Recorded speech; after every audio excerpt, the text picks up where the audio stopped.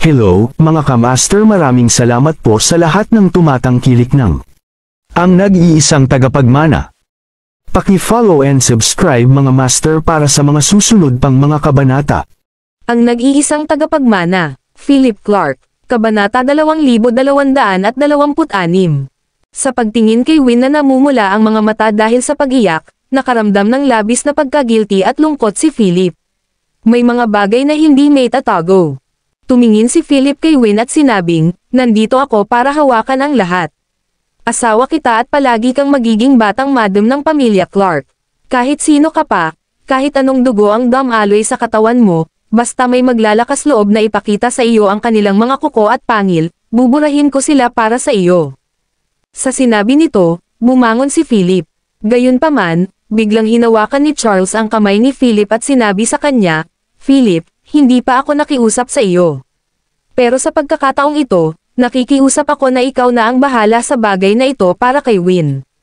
Siya. Tumanggaw si Philip at sinabing, "Tay, huwag kang mag-alala." Pagkasabi niyon, lumingon si Philip at tumingin kay Wade na patuloy pa rin sa paglalaway na may malalim na hangarin sa pagpatay sa kanyang mga mata. Wade Clark, isang malalim at galit na sigaw ang umalangaw-ngaw sa buong maliit na plaza.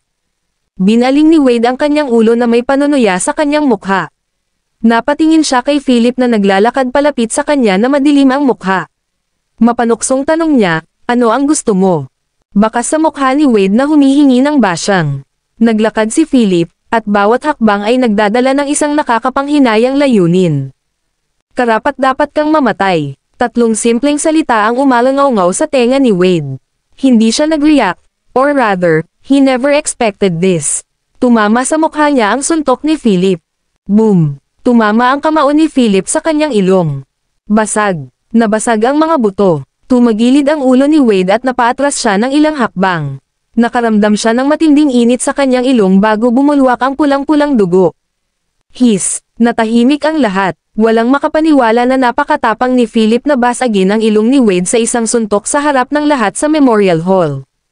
Kabalbalan. Tinakpan ni Wade ang ilong at galit na umungol, "Philip boy, masyado kang mapangahas. Ito ang Ancestral Memorial Hall at hinuhusgahan namin ang iyong asawa at mga anak.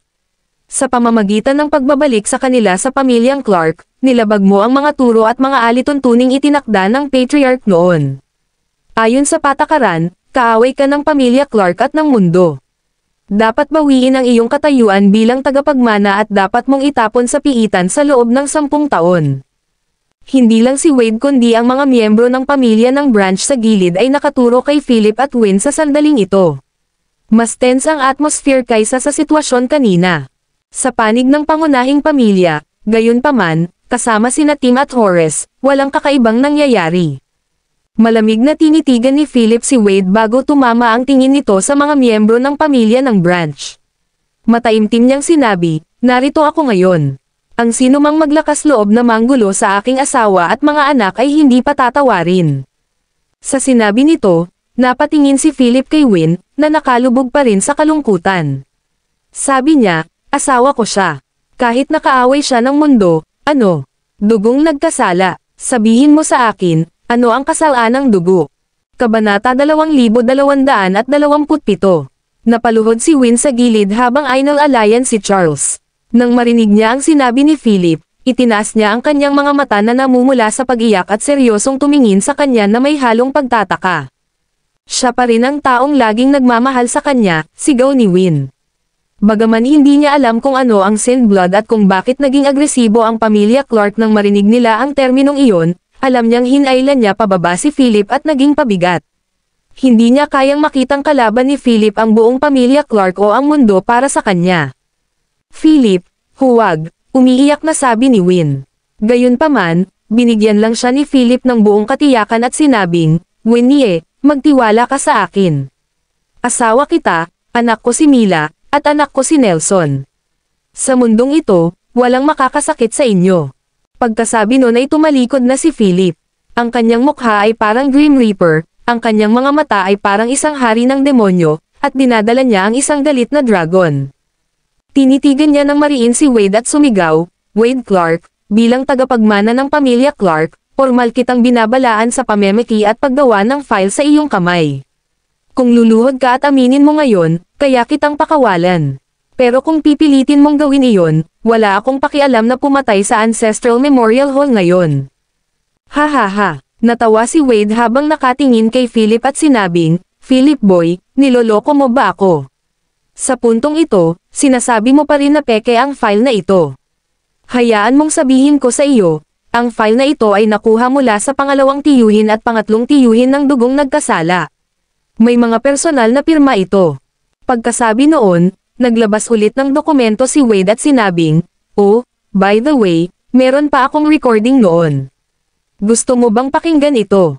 Pagkatapos, sinenyasan ni Wade ang kanyang katulong na i-play ang recording. How dare you? Galit na umungol si Philip at hinugot ang gintong Desert Eagle mula sa kanyang baywang. Itinutok niya iyon sa gitna ng mga kilay ni Wade. Tumawa si Wade at sinabing may mapanuksong tingin, fire off. Kung mayroon kang lakas ng loob, suntukin mo rin ako ngayon. Pagkasabi nun ay tumawa na naman siya. Sa tingin mo ba hindi ako maglalakas loob? Galit na sigaw ni Philip at akmang hihilahin ang gatilyo. Gayunpaman, sa oras na ito, may ilang mga gwardya na sumugod at tumakbo sa gilid ni Roger, bumubulong sa kanyang tainga. Namula ang mukha ni Roger nang makita ang panginginig sa kanyang mga mata. Tinitigan niya si Wade at nagtanong, pinalitan mo ba ang lahat ng gwardya malapit sa Memorial Hall? Nang marinig ito, nagulat din si Philip at agad na naintindihan. Natawa si Wade habang nakatingin kay Roger, na nakatayo sa mataas na pedestal. Sabi niya, Patriarch, wala akong choice kundi gawin ito. Naniniwala ako na nakikita mo ng malinaw ang sitwasyon ngayon. Alinman ay parusahan mo si Philip, ang kanyang asawa, at mga anak gamit ang mga alituntunin ng pamilya, o ang 10,000 gwardya na binuo ng pamilya ng sangay ay susugod sa susunod na segundo. Kung ano ang susunod na mangyayari, hindi ko mahuhulaan. Sa sandaling ito, lubos na kumpiyansa si Wade na parang isang mataas na pinuno na may kontrol sa lahat. Pilit niyang pinipilit ang kamay. Kumunat ang noo ni Roger at pinigilan ang pagpatay sa kanyang mga mata. Sabi niya, ito ba ang desisyon mo o desisyon ng pamilya ng Branch? Ngumiti si Wade at sinabing, syempre, desisyon ko yon. Wala itong kinalaman sa pamilya ng sanay.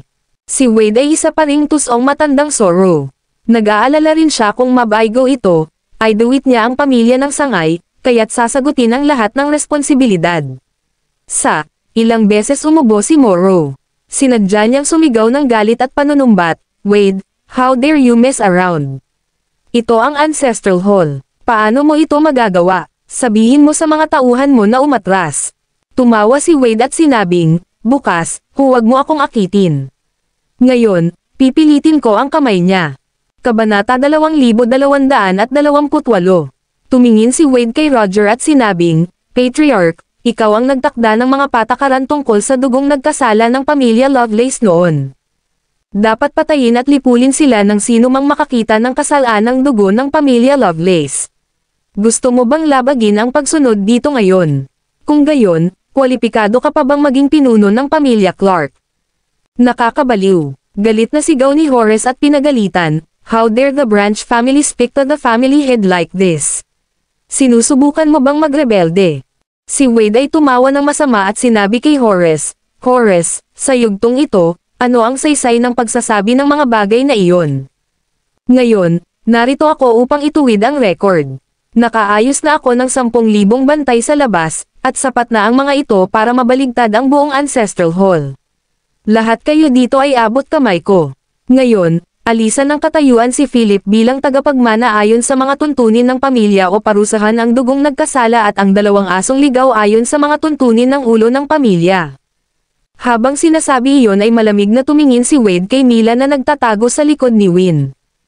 Paano kung hindi ako pumayag? Nagsalita si Philip sa sandaling ito, ang kanyang mga mata ay puno ng lakas ng dragon. Sino ka sa tingin mo? Kinakausap ko ang padre de pamilya. Hindi mo naman turn para manghimasok. Isa pa, pagsubok ito para sa iyo, sa iyong asawa, at sa iyong mga anak. Sigaw ni Wade. Ngumisi lang si Philip at sinabing, ganun ba? Ang iyong suporta at pagtitiwala ay ang 10,000 bantay sa labas. Kung ganoon, bibigyan kita ng pagkakataon. Maaari mong malaman kung ano ang kalagayan ng iyong 10,000 gwardya ngayon. Nang marinig ang sinabi ni Philip, napakunot ang noo ni Wade at hindi niya maari kung ano ang ibig niyang sabihin. Anong ibig mong sabihin? Tanong ni Wade. Humalaklak si Philip na ikinagulat ni Wade. Agad niyang inilabas ang kanyang telepono at dinial ang numero ng kanyang pinagkakatiwalaan, ngunit ang kakaiba ay walang sumasagot ng matagal. Sa oras na ito, nagpanik si Wade. Mabilis siyang nagdial ng isa pang numero, at mabilis na nakonekta ang tawag. Lloyd, nasaan kayo? Tanong ni Wade. Isang ingay ang nagmula sa kabilang dulo ng telepono na parang tunog ng away. Sinundan ito ng malalim na boses na nagsasabing, napatay ko na si Lloyd. Ano? Biglang kumirot ang puso ni Wade. Pinatay si Lloyd. Siya ang pinagkakatiwalaan ni Wade sa ikatlong pangkat. Kaagad pagkatapos, tinawagan muli ni Wade ang kanilang mga confidants, ngunit walang sumasagot. Sa sandaling ito, ganap na naguguluhan si Wade. Tinitigan niya si Philip ng mahigpit at nagtanong, ginawa mo ba ito? Humalaklak si Philip. Maya-maya pa, nagkaroon ng commotion sa likod. Sa mata ng lahat, makikita ang isang espesyal na fully armed combat team. Lahat sila ay naka-black at gold na combat uniform. Ang kanilang dibdib, tiyan, likod, at ulo ay protektado ng itim at gintong bakal na baluti. Sa nang masusing pagsisiyasat, ang ilalim ng kanilang armor at combat uniforms ay bordado ng gintong dragon at may tatak ng mga salita. Legion of the Sovereign. Ang pangkat ng labanan na ito ay binubuo ng 12 katao. 6 sa kanila ang may dalang itim at gintong kahoy na mga kahon sa kanilang mga kamay, habang ang kanilang mga baywang ay nilagyan ng mahahabang saber at maiikling sibat. Ang mga kahoy na kahon ay inukit na may 4 na gawa-gawang hayop. Ang 6 na iba pang escort sa likod nila. Pumasok sila mula sa entrance ng Memorial Hall. Sa bawat hakbang nila, ang kanilang mga combat bots ay gumagawa ng clanging sound sa lupa, na nakakagulat sa sentido. Kabanata 2229. Ang hitsura ng grupong ito ng 12 fully armed warriors ay agad na nakakuha ng atensyon ng buong pamilya Clark dahil hindi pa sila nakakita ng ganitong mga sundalo o gwardya. Ang layunin lamang ng pagpatay at panginginig na nagmumula sa kanila ay sapat na upang sabihin na ang pangkat na ito ng 12 ay maaaring mas malakas pa sa 100. Miyembro squad ng pamilya Clark. Ito ay isang kabalyero na itinayo mula sa isang larangan ng digmaan ng buhay at kamatayan. Nagkaroon ng isang pakiramdam ng Salimbe invincibility. 12 tao ng Sovereign Legion ang lumapit sa Ancestral Memorial Hall. Bawat isa sa 6 na lalaki sa harap ay may dalang itim at gintong kahoy na kahon sa kanilang mga kamay. Dumaan sila sa maraming tao, lumapit kay Philip, at inilagay ang itim at gintong kahoy na kahon sa isang hilera. Pagkatapos, sa isang kisap mata ng kanilang mga nakabaluti na damit, ang 12 taong ito ay lumuhad sa harap ni Philip sa isang tuhod.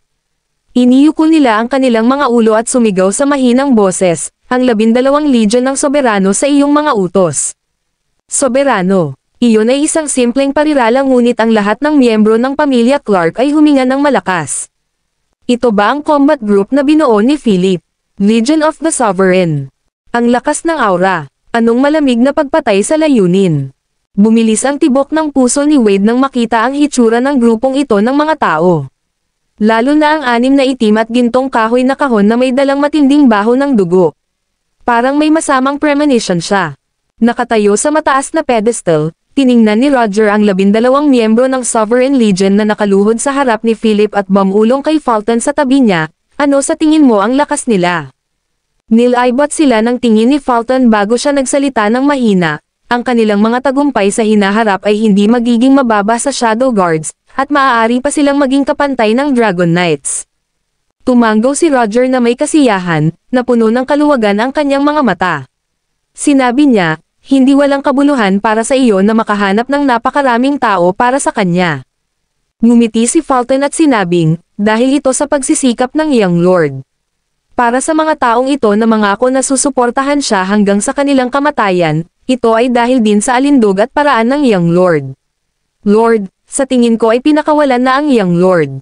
Umiling si Roger at walang sabi-sabing tumango.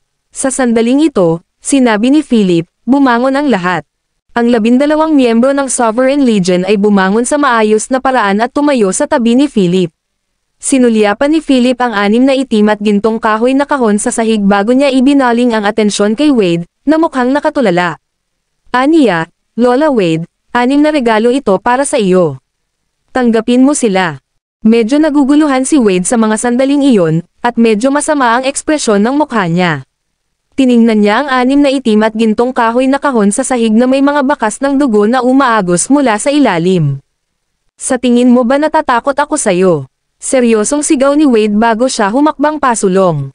Iniyuko niya ang kanyang baywang at binuksan ang isa sa mga kahon na gawa sa kahoy. F*6. Sa sandaling mabuksan ang kahoy na kahon, isang masangsang na amoy ng dugo ang bumulwak at naging sanhi ng pag-ubo ni Wade. Kasabay nito, ang dagwang bagay sa kahoy na kahon ay natakot din kay Wade na umatras ng ilang hakbang. Lloyd. Ang ulo ni Lloyd. Patay na siya. Ito ay trahedya. Galit na galit si Wade habang nakataas ang kanyang mga mata at nakita si Philip ng masama. Mabilis niyang binuksan ang 5 pang itim at gintong mga kahon na gawa sa kahoy, na lahat ay naglalaman ng mga ulo ng kanyang mga pinagkakatiwalaan na responsable sa pamumuno sa 10,000 gwardya na inayos niya sa labas. Lahat sila ay namatay sa trahedya. Sa sandaling ito, sa wakas ay natanto ni Wade ang ginawa ni Philip. Philip boy, how dare you kill my confidants? Galit na galit si Wade habang nakaturo kay Philip at umuungal. Kabanata 2230. Ito ang kanyang trump card, ngunit ngayon napatay ang kanyang mga pinagkakatiwalaan, hindi rin ito na ang kanyang koneksyon sa 10,000 na gwardya sa labas ay naputol. Kung ganoon, ano pa ang maaari niyang gamitin para ay blackmail ang pangunahing pamilyang Clark at pilitin ang kanilang kamay? Matagal na ba itong hinulaan ni Philip? Mayroon bang taksil sa kanyang bayan? Humalaklak si Philip habang nililibot ang kanyang mga mata si Lex Clark na nakatayo sa gitna ng mga miyembro ng pamilya ng Branch. Walang imak si Lex habang nakatayo sa gitna ng mga tao. Siya ay isang manonood mula sa simula hanggang sa wakas. Ito ang dapat patunayan ni Lex sa kanyang sarili. Tinanggap naman ito ni Philip. Pagkatapos, lumapit si Philip kay Wade na galit ngunit naguguluhan. Malamig niyang sinabi, Wade, nawalan ka na ng malaking suporta. Ano sa tingin mo ang gagawin ko sa iyo? Bagamat galit na galit si Wade sa mga sandaling iyon, hindi nagtagal ay kumalma siya at nakangising sinabi, Philip boy, sa tingin mo ba matatakot ako sa iyo dahil sa pinatay mo lang ang iilan kong mga confidants? Ngayon, ang pangunahing pamilya ay dapat magbigay ng pahayag sa pamilya ng sangay. Kailangan nilang bawiin ang iyong katayuan o puksain ang kasalaan ng dugo ng pamilya Lovelace. Pagkatapos sabihin iyon, tumingin si Wade kay Roger ng malungkot at sinabing, Patriarch, gusto mo bang itago ang makasalaan ng dugong ito sa harap ng buong pamilya Clark? Habang sinasabi yon, tinuro ni Wade si Win at nagmura. Smack! Gayunpaman, hindi pa nakapagpatuloy si Roger, galit na sinampal ni Philip si Wade. How dare you? Matandang master ka lang ng Branch family samantalang siya ang young madam ng main family at future young lady. Ano ang intensyon mo sa paulit-ulit mong pagtawag sa kanya bilang Sinblood? Galit na sabi ni Philip. Galit din si Wade habang nakatitig kay Philip at sinabing, Philip boy, itatanggi mo ba hanggang dulo? May ebidensya ako dito. Bam! Pagkasabi pa lang ni Wade ay sinipa siya ni Philip sa galit. Nadapa si Wade at bumagsak sa sahig. Galit na tinitigan niya si Philip at umungol. How dare you strike at me again and again? Sabi ni Philip. Bakit hindi? Kung sinabi kong hindi siya, so be it. How dare you question the words of the heir of the main family? Mga lalaki, bigyan siya ng 20 hampas ng tungkod. Clatter. Lumabas ang 5 gwardya sa mga gwardya ng pangunahing pamilya. 4 sa kanila ang humawak sa mga paa ni Wade at inipit siya sa sahig. Naglabas ng tungkod ang ika-5 tao at malakas na hinampas si Wade sa likod ng kanyang baywang at puwitan. Arg! Umalangaw-ngaw ang kahabag-habag na hiyawan sa buong Ancestral Memorial Hall. Nagpumiglas at umungol si Wade. Philip boy, ang yabang mo naman. Ako ang ika-5 matandang master ng Branch family. Mga bantay, ibaba mo siya. Sa utos ni Wade, lumuhad sa sahig ang mga gwardya ng pamilya ng sangay na malapit ng lumabas. Iyon ay dahil hinawakan ni Philip ang isang jade thumb ring. Ang sovereignty seal. Ang pagkakita sa singsing ay parang nakita ang hari. Bagamat narito si Roger, nanatili siyang wala sa bagay na iyon at gustong makita kung paano ito haharapin ni Philip. Galit na galit si Wade sa eksenang ito. Nagngangalit ang kanyang mga ngipin, tiniis niya ang sakit at tinitigan ang sovereignty seal na nakataas sa kamay ni Philip. Halos mamatay na siya sa puot. Patuloy na umaalingaw-ngaw ang kaawa-awang mga hiyawan. Lumabas si Morrow mula sa sulok sa sandaling ito at tumingin kay Roger sa entablado. Pagkatapos, malamig niyang sinabi kay Philip, "Philip, tama na." Tumalikod si Philip ngunit hindi pinaalis ang mga gwardya na nagbigay ng parusa. Tumingin siya kay Morrow at nakangiting sinabi, "Nako, Kuya Morrow, sa wakas hindi ka na makatiis, ha?" Napakunot noon ni Morrow sa sinabi ni Philip, umubo ng ilang beses, at sinabing, "Philip, masyado ka nang lumayo. Sa pamamagitan ng pagkilos na ito, wala ka bang anumang paggalang sa pamilya ng sangay?" Tumawa si Philip at sinabing, "Lolo Morrow, hindi ko iniisip ang pamilya ng Branch, ngunit ang pamilya ng Branch ay hindi nagpakita sa akin ng anumang paggalang." Habang nakikinig si Morrow, napatingin siya kay Wade na pawis at malapit nang mawalan ng malay sa pambubugbog. Umiling nang walang magawa, itinuro niya si Win at sinabing, "Bilang pangalawang matandang master ng Branch family, sinisimulan ko ang paglilitis laban sa batang ginang ng pangunahing pamilya sa Ancestral Memorial Hall." Siya ang nabubuhay na inapo ng dugong nagkasala. Ang 4 na law enforcement hall elders ng aking Branch family ay magkakasamang magpepetisyon sa kasong ito. Sinabi ni Ash, bumukas ang pinto ng Memorial Hall at pumasok ang 4 na elder ng law enforcement hall na nakasuot ng itim at pulang damit na may dalang petisyon na nakasulat sa dugo sa kanilang mga kamay. Kabanata 2231. Isang petisyon sa dugo. Ito ay isang seryosong bagay. Ang 4 na matatanda ng bulwagan ng pagpapatupad ng batas ay sama-samang naghain ng petisyon na nakasulat sa dugo, at ito ay ginawa sa panahon ng seremonya ng paggunita sa mga ninuno. Ito ay sapat na upang ipakita ang determinasyon ng pamilya ng sangay sa pagkakataong ito. Pumalakpak. Ang 4 na elder ng law enforcement hall mula sa Branch family ay lumuhad sa harap ng Ancestral Hall sa sandaling ito. Hinawakan nila ang petisyon ng dugo sa kanilang mga kamay sa itaas ng kanilang mga ulo at ipinahayag ng malakas, ang 4 na elder ng pamilya ng sangay ay magkakasamang naghaharap ng petisyon sa dugo na humihiling sa patriarch na parusahan si Philip ayon sa mga tuntunin ng pamilya.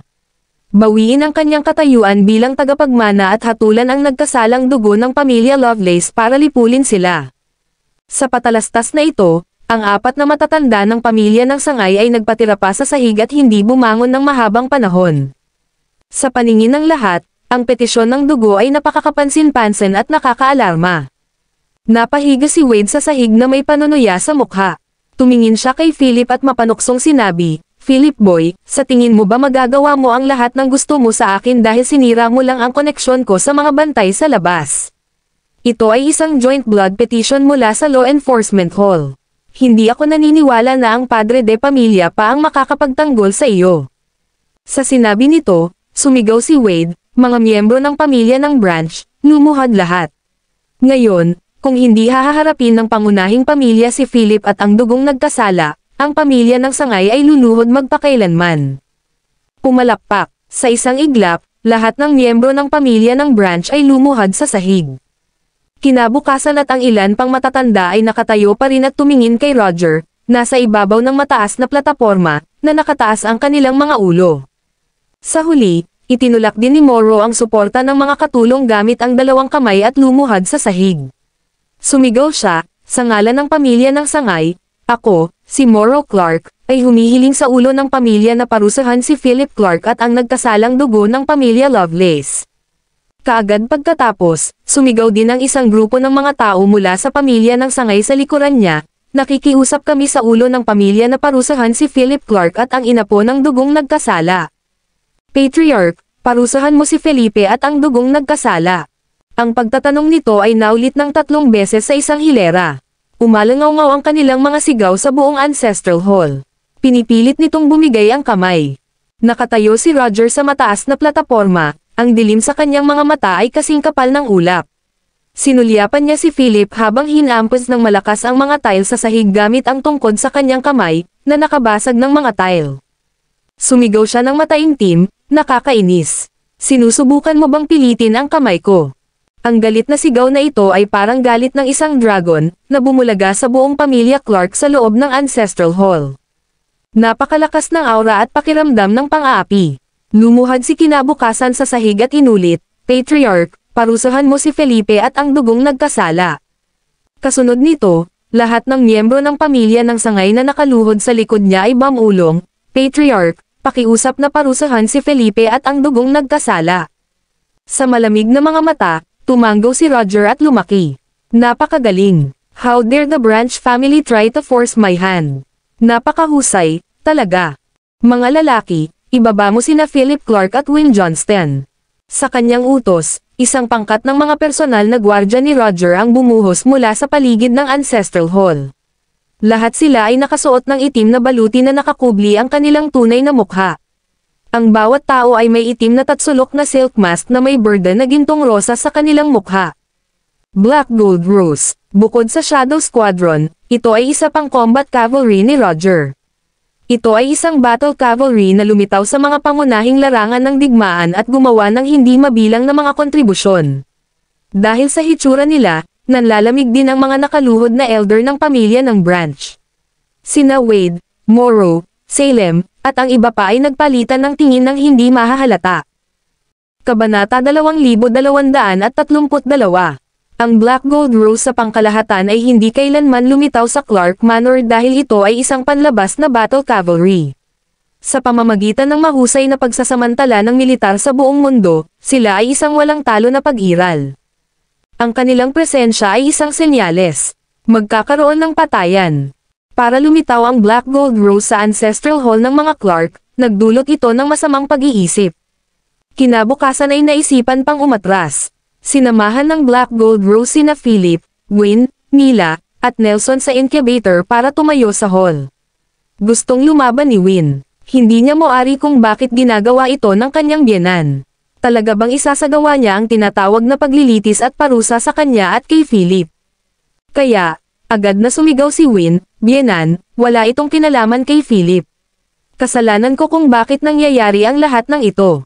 Handa akong tanggapin ang lahat ng kahihinatnan. Patagilid na sumulyap si Philip kay Win na puno ng luha ang mukha. Nag-iisip pa rin siya para sa kanya hanggang ngayon. With a gentle smile, Philip whispered to Win, "Winnie, it's alright, nandito ako." Napatingin si Win kay Philip habang patuloy na umiiyak si Mila sa kanyang mga bisig. Sabi niya, "Phil, natatakot ako." Umiling si Philip at bumaling kay Roger sa mataas na plataporma. Mahigpit na tiningnan ni Roger sina Philip at Win, pati na rin ang dalawang bata sa ibaba. Sabi niya, "Hinahusgahan ka ng pamilya ng Branch sa pamamagitan ng petisyon sa dugo. Philip Clark, inaamin mo ba ang iyong kasalanan?" "Guilty." "Anong kasalanan?" Tumawa si Philip at mahinang sinabi, "Ako ang tagapagmana ng pamilyang Clark, si Win Johnston ang aking legal na asawa, at sina Mila at Nelson ay aking mga anak. Hindi sila mga inapo ng dugong nagkasala kundi mga inapo ng pamilyang Clark. Siya ang marangal na batang ginang ng pamilya Clark. Kung sino man ang naninirang puri sa kanila ng ganito ay gumagawa ng isang kaaway sa akin, Philip Clark, at ang buong pamilya Clark. Dapat silang patayin." Sa sandaling ito, ang mga salita ni Philip ay puno ng pangangibabaw na walang mga palatandaan ng kahinaan o konsesyon. Iyon ay dahil naiintindihan niya na kapag siya ay umatras, si Win at ang kanyang mga anak ay nasa panganib.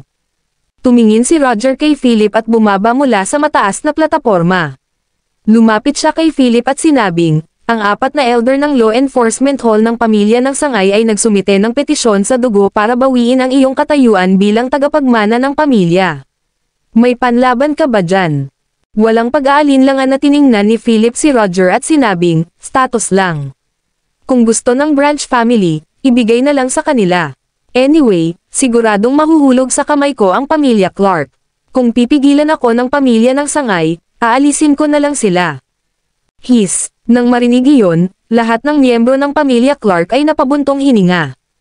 Anong mayabang na tono? Agad na sumigaw si kinabukasan, "Patriarch, tingnan mo lang kung gaano katapang at mayabang si Philip. Hindi niya iginagalang ang pamilya ng sangay at gusto pa niya kaming paalisan. Masyado lang siyang rebelde." "Tama na." Umungol si Roger, tinitigan ng masama si Morrow at iba pa. Kinawayan niya ang kanyang kamay at sinabing, "Alam ng lahat kung ano ang hinahangad ng pamilya ng sangay. Hindi na kailangang gumawa ng isang aksyon. Ngayon, gusto lang ng inyong branch family ng statement, at bibigyan ko kayo ng isa. Pagkatapos noon, sinabi ni Roger, Grand Elder. Lumakad na ngayon ang Grand Elder na nakatayo sa isang tabi. Sa walang pakialam na mga mata, tumingin siya kay Philip bago niya ibinuka ang isang dilaw na tela na may burden ng mga dragon. Binibigkas niya, sa pananaw na ang pinakamatandang young master ng pamilya Clark ay hindi sumusunod sa mga alituntunin ng pamilya, paulit-ulit na hinaras ang pamilya ng Branch, at nasaktan ang mga elder at young masters ng pamilya ng Branch, ang katayuan ni Philip. Clark bilang tagapagmana ng opisyal na binawi ang pamilya Clark.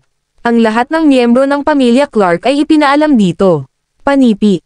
Sa sinabi nito, itinupi ng Grand Elder ang dilaw na tela sa kalahati, inilagay ang kanyang mga kamay sa likod ng kanyang likuran, at sinabi sa lahat ng miyembro ng pamilya ng sangay, ang katayuan ni Philip bilang tagapagmana ay binawi na. Ano pang hinihiling mo? Kabanata 2233. Sa pagharap sa pagtatanong ng dakilang elder, iniyuko ni Morrow ang kanyang ulo at sinabing, Grand Elder, nandyan pa rin si Win Johnston, ang ina po ng dugong nagkasala, at ang dalawang makasalanang anak. Sila ang mga kaaway ng pamilya Clark at ng buong mundo. Hindi sila dapat nabubuhay sa mundong ito. Hinihiling ko rin na patayin sila alinsunod sa mga patakaran ng pamilya. Sa sandaling sinabi niya iyon, ang buong maliit na parisukat ay napuno ng panginginig at isang nakamamatay na aura. Hindi ito nanggaling kay Roger o sa Grand Elder. Sa halip, nagmula ito kay Philip, na may mukha na parang demonyong Diyos at boses na parang dagandong ng dragon. Galit niyang sinabi kay Morrow, bukas Clark, huwag kang magmail kapag nabigyan ka ng 1 pulgada. Lumuhad si Morrow sa sahig at sinabing, hindi. Iniisip ko ang pamilya Clark. Kung hindi papatayin ang mga inapo ng dugong nagkasala, ako at ang lahat ng miyembro ng pamilya ng sangay ay handang lumuhad sa ancestral hall na ito ay magpakailanman.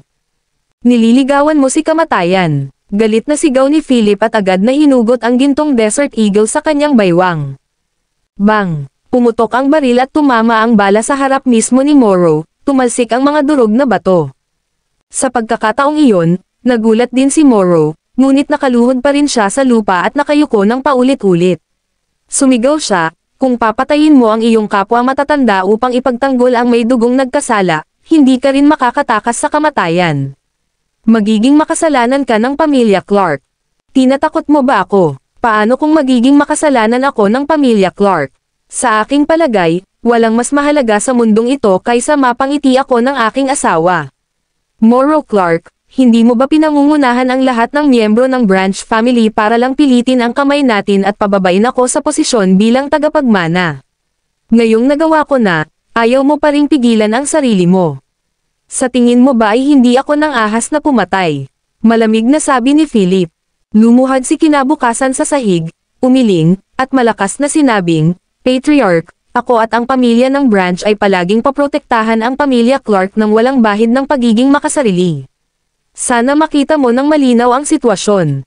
Hinihiling namin sa patriarka na parusahan ang nagkasalang dugong ito ayon sa pamana ng mga ninuno at mga alituntunin ng pamilya na iyong itinakda.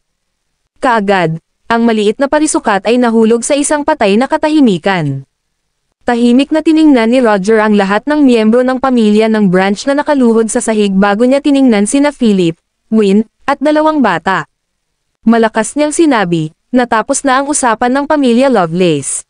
Ang orihinal na pamilyang may dugong kasalanan ay nawasak. Sa mundong ito, wala ng mga taong may dugo sa kasalanan. Ang lahat ay sabi-sabi at hindi mapagkakatiwalaan. Si Win Johnston ay ang batang ginang ng pamilyang Clark at miyembro ng pamilyang Johnston ng Riverdale. Walang duda tungkol dito.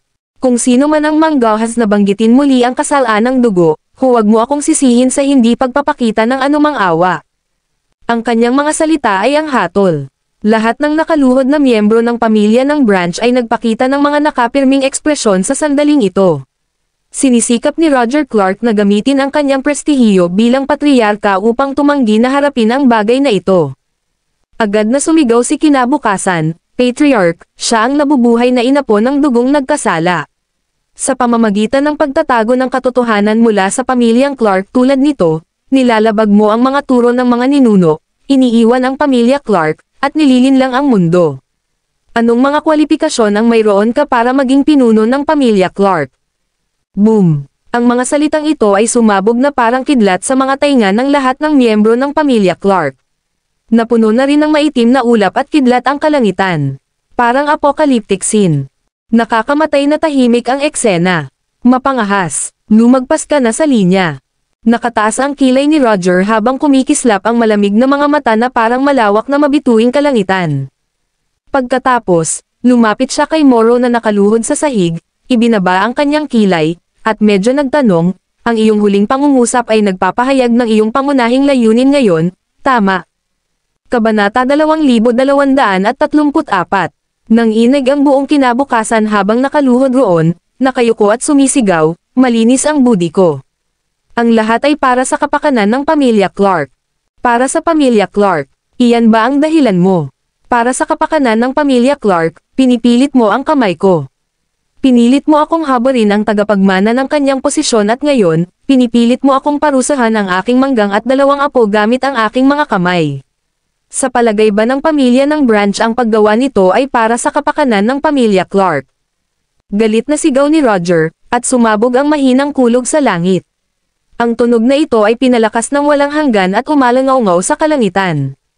Kinabukasan at ang iba pang miyembro ng pamilya ng Branch ay biglang nataranta. Masyadong malakas ang prestihiyo ni Roger. Patriarch, pamilya Clark lang ang nasa isip ko. Sana ay maparusahan ka ng husto, patuloy na sigaw ni Morrow. Gayunpaman, bago niya matapos ang kanyang mga salita, ikanaway ni Roger ang kanyang kamay at sumigaw, kung maglakas loob kang magsalita ng isa pang salita, mag-ingat na hindi mapatay. Boom! Isang putok ng kulog ang bumagsak mula sa langit. Kaagad pagkatapos, si Roger ay malapit nang tumalikod at umalis. Bumangon si kinabukasan mula sa sahig, nawala ang kanyang macelan at masakit na hitsura. Malamig niyang tiningnan ang likod ni Roger at sinabing, Patriarch, dahil tumanggi ka, hayaan mo akong tuparin ang parusa para sa iyo. Nang marinig iyon, napatigil si Roger at lumingon. Ang kanyang pares ng madilim na mga mata ay tumitig kay Morrow, na ibang-iba na ngayon, at nagtanong, nagpanggap ka ba na may sakit? Ngumiti si Morrow at sinabing, Patriarch, sa ngayon, 20 taon na akong nagtitimpi. Hindi ko talaga papayagan ang pamilya Clark na madungisan ng kasalanang dugo. Sa sinabi nito, tinitigan ni Morrow si Win at umungol, gumawa ka. Pagkatapos, naglabas siya ng flare sa kanyang bulsa at pinaputok iyon sa langit. Ang pulang flare ay agad na nagliwanag sa buong lugar. Kasabay nito, umimik ang kulog sa kalangitan at ang malalaking patak ng ulan na may natitirang lakas ng kidlat ay bumagsak mula sa langit. Sa labas ng Ancestral Hall, nakita ng 10,000 na gwardya ng pamilya ng sangay sa pagtambang ng pulang flare na tumataas sa langit patungo sa Ancestral Hall. Lahat sila ay nagtanggal ng kanilang mga saplot at sumugod sa Ancestral Hall mula sa lahat ng direksyon habang armado ng mga baril. Kabog, kabog, kabog. Ang tunog ng makakapal na combat boots. Tapikin, tapikin, tapikin. Ang tunog ng mga bota na nakatapak sa mga puddles ng tubig. Sa sandaling ito, ang mga tunog na ito ay nahaluan ng namumula na kulog sa kalangitan at ang momentum ay napakapangit. Sa parisukat na gusali ng Ancestral Hall, maririnig ng lahat ang makakapal na tunog ng mga bota sa labas pati na rin ang mga putok ng baril. Sa labas ng Ancestral Hall, ang mga gwardya ng pangunahing pamilya na namamahala sa seguridad ay nakipag-away sa grupong ito ng mga gwardya mula sa pamilya ng sangay na bumuhos na parang itim na agos. Walang tigil na umalangaw-ngaw ang putok ng baril. Sa bulwagan, malamig na tinitigan ni Roger si Morrow habang napuno ng putok ng baril ang kanyang tenga. Ang natitira sa pamilya Clark ay natarante sa sandaling iyon. Ang ilan ay nagsimulang magtago. Bukas Clark, sinusubukan mong magrebelde. Seryosong tanong ni Roger.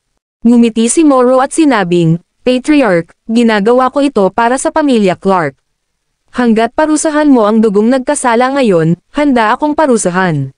Tumanggaw si Roger at itinaas ang kanyang kilay, kitang-kita ang kanyang malamig na mga mata. Sabi niya, good, matagal na. Sa wakas, ang pamilya ng sangay ay nagsimulang magpakita ng kanilang mga pangil sa pangunahing pamilya. Pagkasabi niya noon ay bumukas ang pinto ng Ancestral Hall. Ang sunod-sunod na pangkat ng mga gwardya mula sa pamilya ng sangay na nakasuot ng itim na unipormeng panglaban ay bumuhos mula sa labas ng pinto at pinalibutan ang Ancestral Hall. Tumalsik ang mga patak ng ulan sa buong sahig. Ang sitwasyon ay kritikal. Ang 10,000 gwardya ng pamilya ng sangay ay lubusang nakapaloob sa Ancestral Hall. Tumingin si Roger sa mga gwardya na may mga baril sa harap niya na may mahinang pagngisi at sinabing, "Bukas, gaano kalaki ang pagkakataong manalo sa tingin mo?" Sumulyap si Morrow sa mga gwardya ng Black Gold Rose sa tabi ni Roger at sinabing, 50%. Kabanata 2235. 50% pagkakataon ng tagumpay ang katumbas ng pagtatansya ni Morrow. Kahit na ang 10,000 gwardya mula sa pamilya ng sangay ay hindi sapat na malakas, sapat na sila upang bawain ang buong Clark Manor. Matagal na itong pinlano ni Morrow. Kung wala ang pagpapakilos ni Roger, ang Dragon Knights ay hindi kailanman may deploy. Mahirap manalo basta umasa lang sa Black Gold Rose. Tumingin si Roger kay Morrow na malamig na napabuntong hininga, at sinabing, "Bukas, bibigyan ko ng huling pagkakataon ang pamilya mo sa branch na huminto." Nang marinig iyon, tumawa si Morrow at sinabing, "Patriarch, hindi ko alam kung ano ang ibig sabihin ng huminto. Iniisip ko lang para sa kapakanan ng pamilya Clark. Hindi karapat-dapat si Philip na maging tagapagmana ng pamilya Clark, habang si Win at ang mga bata ay supling ng dugong nagkasala. Kung ito ay kumalat, ang pamilya Clark ay magiging kaaway ng buong mundo. Mapapahamak tayo. Upang maiwasang mangyari ito, sana ay mapuksa mo ang kalaban sa ugat." Magaling sinabi. "Hinihiling mo ba sa akin na patayin ang aking apong babae at apo gamit ang aking mga kamay at putulin ang lahi ng pangunahing pamilya?" Malamig na sabi ni Roger na may masamang tingin sa mga mata. Sinulyapan ni Morrow sina Win at Mila sa gilid, na nagsasabing, "Patriarch, ang gayong dugong nagkasala ay hindi karapat-dapat na maging angkan ng pamilya Clark." Noon, ang Lovelace family affair ay pinagdesisyonan ng iba't ibang puwersa. Ngayon, gusto mong protektahan ang bloodline na ito ng mag-isa, ngunit natatakot ako na masaktan mo ang ibang puwersa.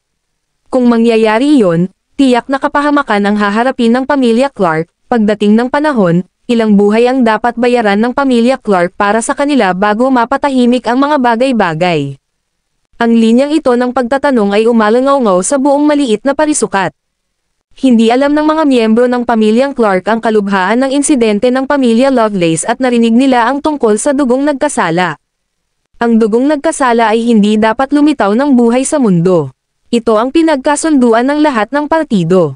Kung pinrotektahan ni Roger si Win at ang dalawang bata, nagtatagal ito na mananatili siya sa tapat ng lahat ng partido. Malakas na hinampas ni Roger ang mga tiles sa sahig gamit ang tungkod sa kanyang kamay at same time na sumigaw kasabay ng kulog at ulan. Matagal nang lumipas ang paggamit ng pamilya Lovelace. Palihim na pinakialaman ang mga pangyayari noon, at ang pamilyang nawasak ay ang konserbatibong paksayon ng pamilya Lovelace. Ikaw at ako ay parehong alam ito. Bakit mo sila hinahatulan ng kamatayan ngayon? Ang layunin mo ba ay sila, ang pangunahing pamilya, o ito ba ang pintuan? Nagulat si Morrow sa mga salitang ito. Aniya, lahat ay para sa pamilya Clark. Hinihiling ko na parusahan mo ang nagkasalang dugo. Mapangahas. Galit na sigaw ni Roger, "Bukas, dahil tiyuhin kita, bibigyan kita ng huling pagkakataon. Sabihin sa iyong mga tao na umatras at hindi na muling banggitin ang kasalanang dugo. Kung hindi, huwag mo akong sisihin sa pagiging walang awa." Sa sinabi nito, 12-dosenang Black Gold Rose Guards ang sumugod sa labas ng Ancestral Hall. Ang ilan ay nakahiga sa pagtambang sa bubong, nakasuot ng itim na baluti ng damit. Ang ilan ay sumugod mula sa mga gwardya ng pamilya ng sangay, na hinubad ang uniforme ng labanan ng mga gwardya ng pamilya ng sangay sa proseso. Kaagad, kumikislap ang mga spark mula sa nagbabanggaan ng mga sandata, at lahat ng mga bantay ng pamilya ng sangay na sumugod sa Ancestral Hall ay namatay sa ilalim ng mga spark. Ang ulan na may halong dugo ay nagkulayan ng pula sa buong Ancestral Hall. Dumagundong ang kulog sa kalangitan. Kinabukasan ay pinanood ang mga gwardya ng pamilya ng sangay na nahulog sa ilalim ng mga kislap ng sandata at sa mga pool ng dugo. Mabangis na kumislap ang kanyang mga mata nang ibinaling niya ang kanyang ulo, nagngangalit ang kanyang mga ngipin, at sinabi kay Roger, "Nakapasok na ba ang iyong mga tao sa aking 10,000 bantay noon pa man?" Walang pakialam na sinabi ni Roger, ang pamilya ng sangay ay ang pamilya pa rin ng sangay, kung tutuusin. Ang iyong tungkulin ay protektahan ang pangunahing pamilya, hindi magplano ng pagtataksil. Pagkatapos sabihin iyon, malungkot na sinabi ni Roger sa mga miyembro ng pamilya ng Branch na nakaluhod sa sahig, kung tatayo ka at aalis ngayon, hindi ko na ipagpatuloy ang bagay na ito ngayon. Kung tatanggihan mong magbago ang iyong isip, ang ilan pang mga memorial plaque ng mga tao ay lilito sa Ancestral Hall pagkatapos ng araw na ito. Gaya ng sinabi niya, klang, maraming malamig na talam ang kumikislap sa ulan, tumusok sa mga patak ng ulan, at dumapo sa leeg ng mga miyembro ng pamilya ng Branch. Sa loob ng 2 o 3 minuto, ibinaba ng Black Gold Rose ang buong Ancestral Hall. Kabanata 2236. Naramdaman ng lahat ng miyembro ng pamilya ng Branch na lumuhad sa ulan at malamig na talam sa kanilang leeg at humagulgol. Maraming tao ang nagsimulang yumuko at sumigaw. Patriarch, hindi ako kasali dito. Basta, patawarin mo ako. Patriarch, huwag mo kaming patayin. Nagkamali tayo. Patawarin mo kami. Ilang sandali, maraming miyembro ng pamilya ng Branch ang tumayo at mabilis na dinala sa gilid ng mga sundalong Black Gold Rose. Sa gitna ng Ancestral Hall, iilan na lamang ang natitirang miyembro ng pamilya ng Branch na nakaluhod ng patayo. Bulalas pa rin nila, lahat para sa pamilya Clark. Nang makitang isasara na ang pinto ng Ancestral Hall, tumulo ang luha ni Morrow sa gilid ng kanyang mga mata at nahalo sa tubig ulan. Tapos na ba ang lahat? Ganito ba magtatapos ngayon? Matapos ang napakahabang paghahanda, 10,000 gwardya ng pamilya ng sangay ang lumabas na walang kalaban-laban para sa Black Gold Rose Cavalry sa ilalim ni Roger Clark. Napag-alaman na si Roger ay nagbabantay sa pamilya ng sangay noon pang 10 taon na ang nakararaan.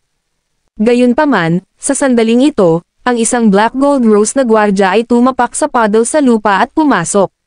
Lumuhad siya sa isang tuhod at sumigaw, "Aking Panginoon, ang Talker Stone ng Distrito 12 ay nasa labas ng Clark Manor na may 20,000 miyembrong combat group." Panipi. Mutiny. Sa sandaling ito, galit na umungol si Tim Clark, lumabas, at sinabing, "Roger, pupuntahan ko at makilala ko ang punk na ito." Kumunot ang noo ni Roger at tumango, "Mag-ingat ka. Ang Distrito 12 ay hindi dapat maliitin." Tumango si Tim at sumulyap kay Philip at Win. Lumapit siya, tinapik ang balikat ni Philip, at sinabing, "Pamangkin, huwag kang mag-alala. Kasama ko, hindi ko hahayaang tumawid sa linya ang pamilya ng sangay." Sa sinabi nito, umalis si Tim sa Ancestral Hall kasama ang kanyang mga tauhan. Napatingin tuloy si Roger kay Morrow, Wade, Salem, at sa iba pang nakaluhod sa lupa.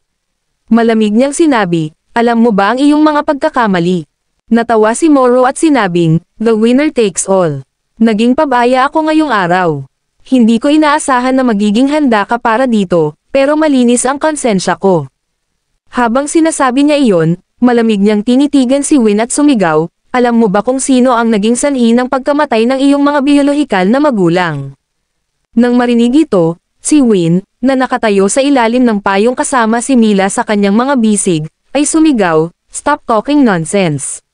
Buhay pa ang biological parents ko. Hindi ako ang dugong nagkasala, at hindi ko kilala ang pamilya Lovelace." Panipi. Hihihi. Tumawa si Morrow at sinabing, "O mahal, Grant Lovelace, tingnan mo. Hindi mo na kinikilala ang iyong anak." Ha ha ha. Pagkatapos tumawa, biglang sinabi ni Morrow, "Win Johnston, ang iyong biological na ama ay si Grant Lovelace at ang iyong biological na ina ay si Holly Glover. Pareho silang namatay dahil sa isang salita ng bat-ihing biyenan mo. Naging taksil sila sa bansang ito, na hinding-hindi na mababago ang kapalaran sila ang naging makasalaan ng dugo ng buong bansa at mundo." Boom! Biglang nagpanik si Win. Grant Lovelace, Holly Glover. Namatay ba sila dahil sa biyenan niya? Kalokohan. Hindi ko kilala si Grant Lovelace, at hindi ko kilala ang pamilya Lovelace o ang dugong nagkasala. Sigaw ni Win habang nangingilid ang luha sa gilid ng mga mata niya. Gayunpaman, lumabas si Morrow ng isang lihim na effal mula sa kanyang bulsa, inihagis ito sa paanan ni Win, at sinabing, "Tingnan mo mismo. Mayroong talaan ng iyong background at ang paniniwala ng pamilya Lovelace noon. May pirma ito ng ating dakilang pinuno ng pamilya Clark, si Roger Clark. Kabanata 2237. Tiningnan ni Win ang secret file na may pula at basang mga mata. Hindi siya naglakas loob na maniwala, hindi niya gustong paniwalaan ito. Gayunpaman, maraming katotohanan ang nasa harapan niya. Natisod siya kay Morrow at kinuha ang confidential na file. Tumayo si Philip na may madilim na mga mata at sumigaw, "Winnie!" Lalakad na sana siya papunta sa gilid ni Win nang sabihin ni Roger na may halong emosyon sa likuran niya, "Phil, dapat niyang malaman ang totoo tungkol sa ilang bagay. Nangyari ang lahat dahil sa aking pagkakamali, at dapat kong lutisin ito." Nalilitong bumaling si Philip kay Roger at sinabing, "Anong karapatan mong resolbahin ang kaso noon? Babae ko siya, at paprotektahan ko siya." Sa sinabi nito, naglakad si Philip sa ulan, kumuha ng malaking itim na payong, at tumabi kay Win. Pinoprotektahan niya ito mula sa ulan. Sa nang payong, nanginginig ang ilalim ng mga kamay ni Win habang hawak ang basang confidential file. Napaluha siya at napaluhod sa lupa. Malinaw na naitala ng confidential na file na ito ang kanyang kapanganakan. Siya ang nabubuhay na anak ng pamilya Lovelace. Ang kanyang biolohikal na ama ay si Grant Lovelace, at ang kanyang biolohikal na ina ay si Holly Glover. Ang pagkawasak ng angkan ng kanyang ama ay gawa ng pamilya Clark. Ang pumatay sa kanyang magulang ay walang iba kundi ang kanyang biyenan, ang ama ng kanyang asawa at ang lolo ng kanyang dalawang anak.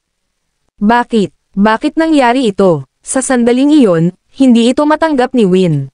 Hawak niya ang confidential na file sa kanyang mga kamay habang pinupunasan ng luha at ulan ang kanyang mga mata. Nakatayo lang si Philip sa gilid ni Win ng ganito, nakatingin sa kanya habang basang-basa sa ulan. Pagkatapos ay dahan-dahan siyang yumuko, ipinatong ang kamay sa maselang balikat nito, at magiliw na sinabi, "Winnie, pasensya na. Ngayon ko lang nalaman ang tungkol dito. Hindi ko naisip kung paano sasabihin sa iyo.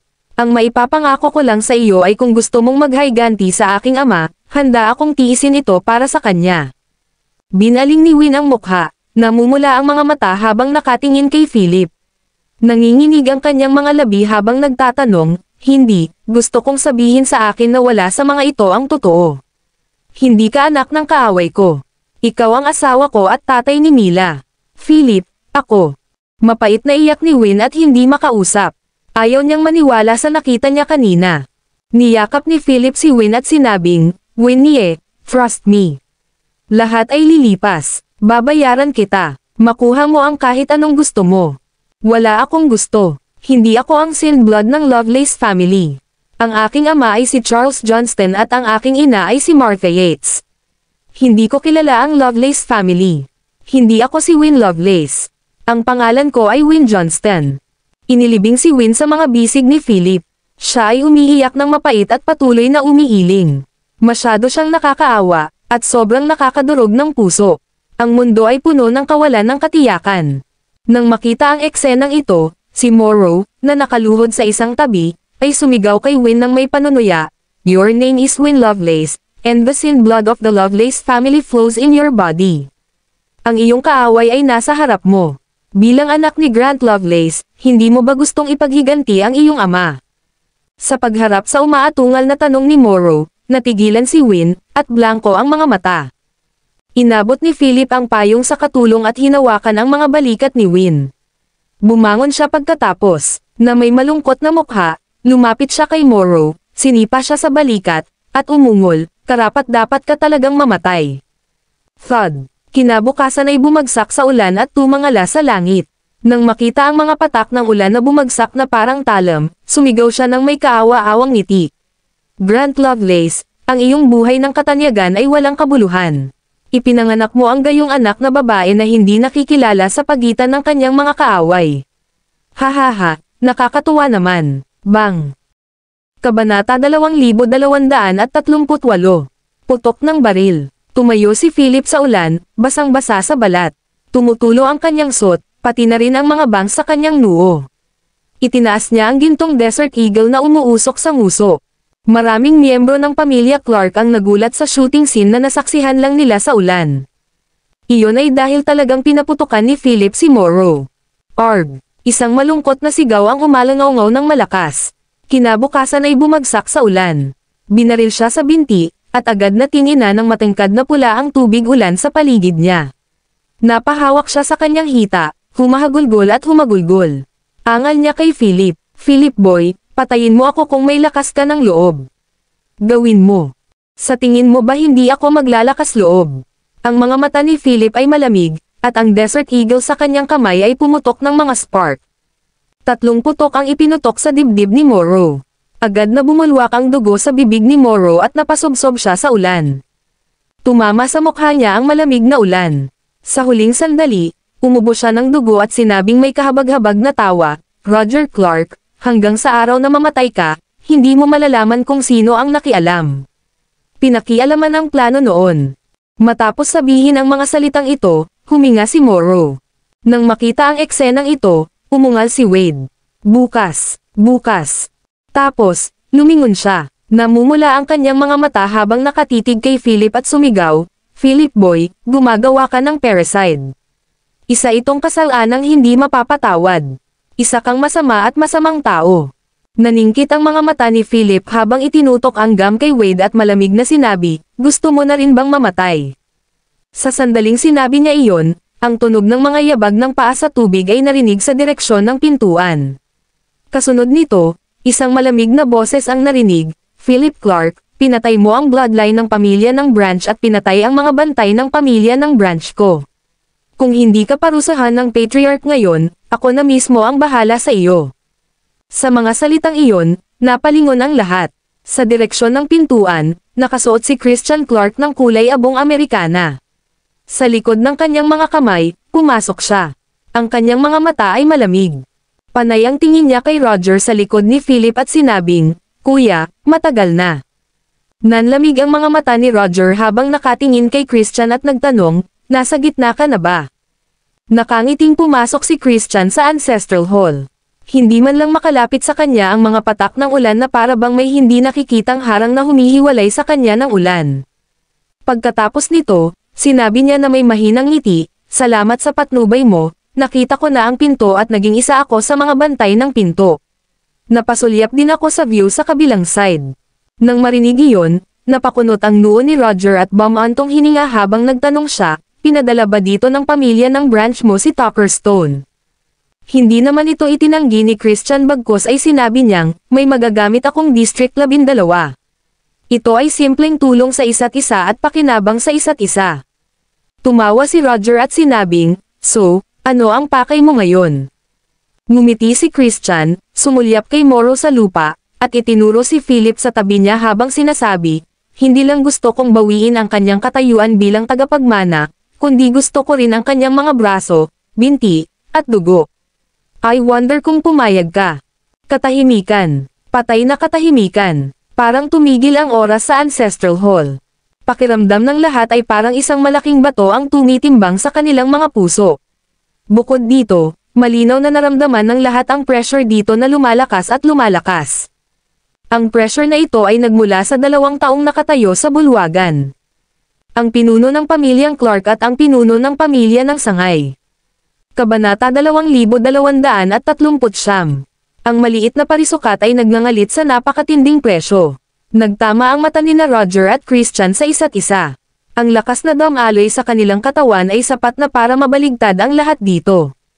Tumingin si Roger kay Christian at sinabing, "Sobra naman ang hiling mo. Dapat mong baguhin ito." Humalaklak si Christian at sinabing, "Roger, ito lang ang hiling ko. Alam mo rin na siya ay isang mahalagang bahagi ng planong iyon. Simula ng labanang iyon, nasira ang puso ng dragon mo, kaya bakit hindi mo tuparin ang hiling ko? Basta makuha ko ang pinanggalingan niya, ako na ang susunod na pinuno ng pamilya Clark. Malalampasan pa kita. Pagdating ng panahon, ang pamilya Clark ay maaaring umakyat ng higit pa at mas mataas sa ilalim ng aking pamumuno. Maaari kong pangunahan ang buong pamilya na tumawid sa pintuan na iyon at pumunta sa kabilang panig, kaya bakit ka nag-aalangan?" Nang marinig ito, napakunot ang noo ni Roger. Madilim ang kanyang mga mata, at tila mga bituin na lumulutang sa kanyang mga mata. "Aniya, wala ka pang lakas ng ganyan. Dahil naabot mo na ang kalahating hakbang, dapat mong maunawaan kung ano ang magiging epekto nito sa pamilya Clark at sa mundo kapag nabuksan na ang pinto. Sa oras na iyon, ang buong mundo ay haharap sa isang sakuna. Ang kabilang panig ay isang mapang-akit na pagkukunwari. Bakit hindi mo ito makikita? Hahaha, sabi ni Christian, Roger, nakita mo na ang mga kababalaghan ng kabilang side, kaya magaan mong sabihin ang mga ganyan. Ngunit ako ay wala, at marami pang iba ay wala rin. Ang pintong iyon ay iyong tinatakan. Gusto ko itong buksan. Gusto kong makita ang sarili kong mga mata kung ano ang nasa kabilang pampang. Saka lang ako makontento. At saka, sa tingin mo hanggang kailan mo mababantayan ang pintong iyon ng mag-isa? Sa pilitang pinigil mo sila sa pintuan para bantayan ang pinto para sa iyo. Hindi rin madali para sa iyo, tama ba? Kung tama ang hula ko, nasira ang puso mong dragon sa labanang iyon at hangina ang iyong lakas. Ang galing sa Nonagon ay malapit na ring masira ang selyo. Pagdating ng panahon, gagawa ka ng isang kaaway ng buong mundo at ang pamilya Clark ay mahuhulog sa kanilang mga plano. Bago iyon, gusto mong sanayin si Philip at hayaan siyang gampanan ang malaking responsibilidad. Sa tingin mo ba ito ay makatotohanan? Sa tingin mo posible ba? Sa sinabi nito, lumingon si Christian kay Philip, tumawa ng mahina, at sinabing, siya ang pinakamahusay na kandidato para sa planong iyon. Hindi ba't matagal mo nang inihanda? Kapag nabigo siyang lumaki, gagamitin mo siya para magawa mo ito. Hindi ba bahagi ito ng iyong plano? Bakit parang mabuting ama ka pa rin? Pagkatapos magsalita ni Christian, tumaas ang kilay ni Roger at malakas na ibinagsak ang tungkod sa sahig. Ang mga tile ay pumutok sa mga piraso at ang mga labi ay tumalsik ng hanggang 10 sentimetro bago naging alikabok at naglaho sa hangin. Tumahimik ka, hindi ko sinasadyang ipatupad ang planong iyon. Galit na sabi ni Roger. Hahaha, natawa si Christian at sinabing, Roger, sa tingin mo, kapaki-pakinabang pa ba ang magpanggap na isang mabuting ama ngayon? Kung hindi dahil sa pagiging makasarili mo noong God Creation Project noon, matagal nang nakarating sa kabilang side ang pamilya natin Clark. Lahat ng bagay sa mundo ay nasa ilalim ng ating kontrol. Ngunit dahil sa iyo, ang mga pagsisikap ng maraming tao ay nawala sa alisan ng tubig. Dahil lang sa hindi ka perpekto, inilalagay mo ang lahat sa iyong anak. Gusto mo lang makuha ang kanyang dragon na lumalaki pa para palitan ang sarili mong puso ng dragon na malapit ng masira. Kung hindi, bakit itinayo ng aking hipag ang Distrito 12? Binabantayan ka niya. Isang putok ng kulog ang bumagsak mula sa langit. Biglang naningkit at nagbago ang mga mata ni Roger na may mga kidlat na kumikislap sa kanyang mga mata. Hinampis niya ang tungkod sa kanyang kamay at ang kalahati nito ay bumaon sa mga tile sa sahig. Ang tungkod na naglalakad ay natabunan din ng kidlat. Kumalat ang kidlat sa buong katawan niya na para bang isa siyang Diyos ng kidlat. How dare you? Isang galit na dagandong ang lumabas sa bibig ni Roger na parang kulog. Isang patayong kidlat ang bumagsak mula sa langit at tumama sa tuktok ng ulo ni Christian. Kabanata 2240. Nagtaas ng kamay si Christian at nag-wave ng grabang motion. Sa kanyang palad, sinalo niya ang kidlat. Tapos, ngumisi siya at sinabing, Roger, parang hindi na ikaw yung dating lalaki. Ang iyong lakas ba ay lumala sa antas na ito? Kung ganoon, aagawin ko ang posisyon ng ulo ng pamilya Clark gamit ang sarili kong mga kamay. Sa sinabi nito, humakbang si Christian at pinaulanan ng kidlat ng palad si Roger. Sizzle! Ang malakas na tunog ng kidlat na may nagngangalit na mga alon ng enerhiya ay bumalot sa buong lugar. Ang bawat sulok ay puno ng asol at puting kidlat. Ang palabas ay kasing ganda ng katapusan ng mundo. Ang nakapalibot na 10 milyang radius ay napuno ng lakas ng kidlat. Mula sa isang mataas na altitude, makikita ang lakas ng kidlat na nagngangalit sa kalangitan sa itaas ng kakaibang ancestral hall sa Clark Manor sa pinakamataas na Zion Mountain. Ang ganitong malawak na pagbabago-bago ng enerhiya ay natural na nakuha ng mga satellite detector sa kalawakan. Sa isang iglap, ang lahat ng alarma sa Energy Detection Department sa Nonagon ay sabay-sabay na umalangaw habang ang mga pulang ilaw ay kumikislap. Nagkagulo ang buong departamento. Mag-ulat. Ang malakas na pagbabago-bago ng presyo ng enerhiya ay nakita sa dagat.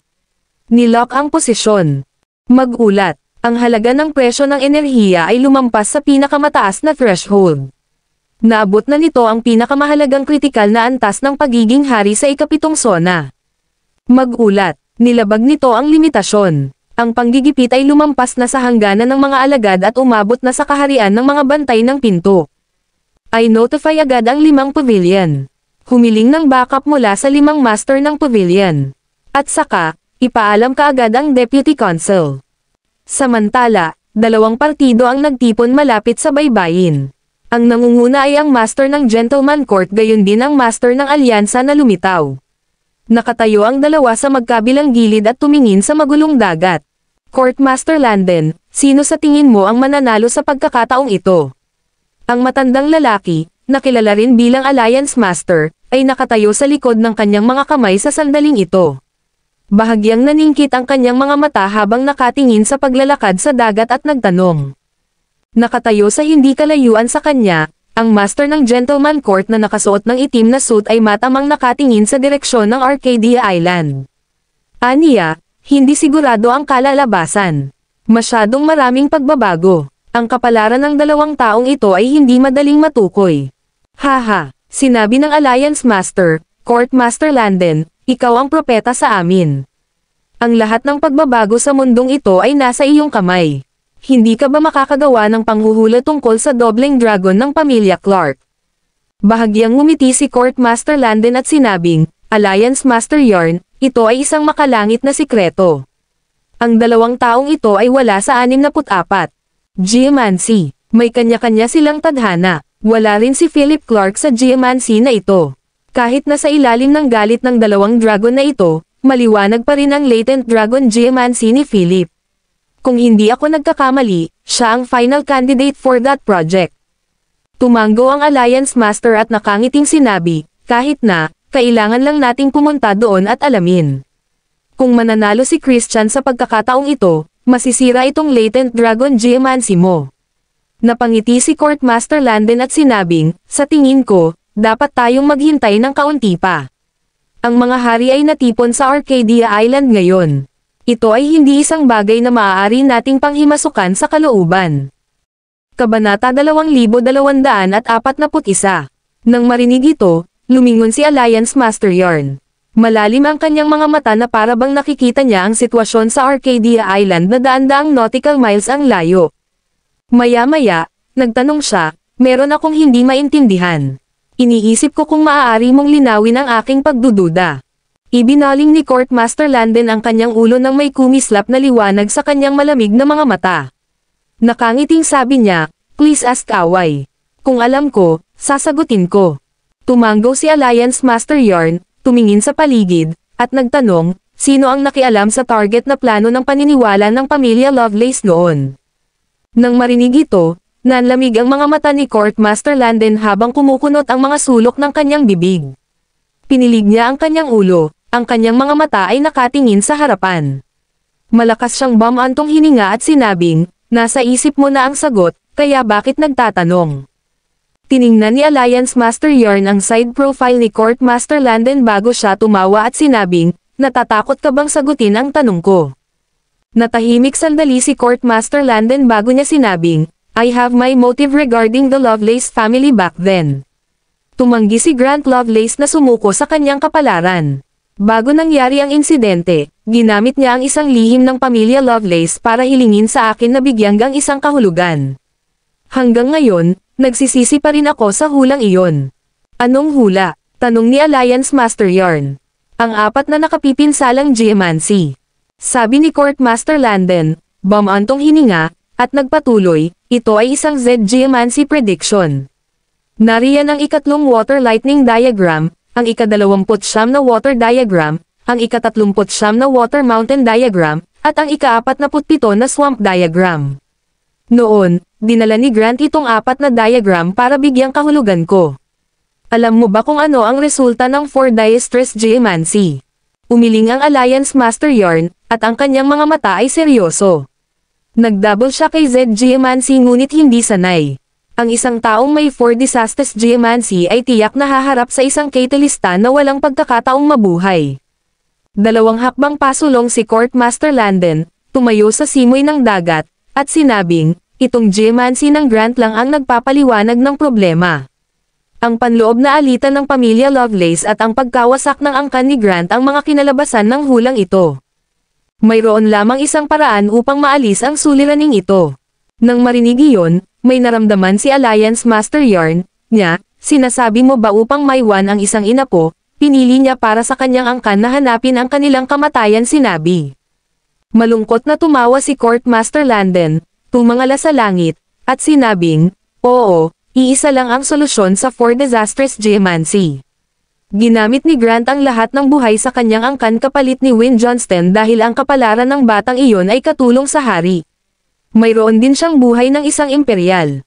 Kung wala siya, hindi magiging kumpleto ang kapalaran ng araw. Katahimikan. Tumingin si Alliance Master Yarn sa dagat. After a long while, natawa siya at sinabing, as expected, what a good plan.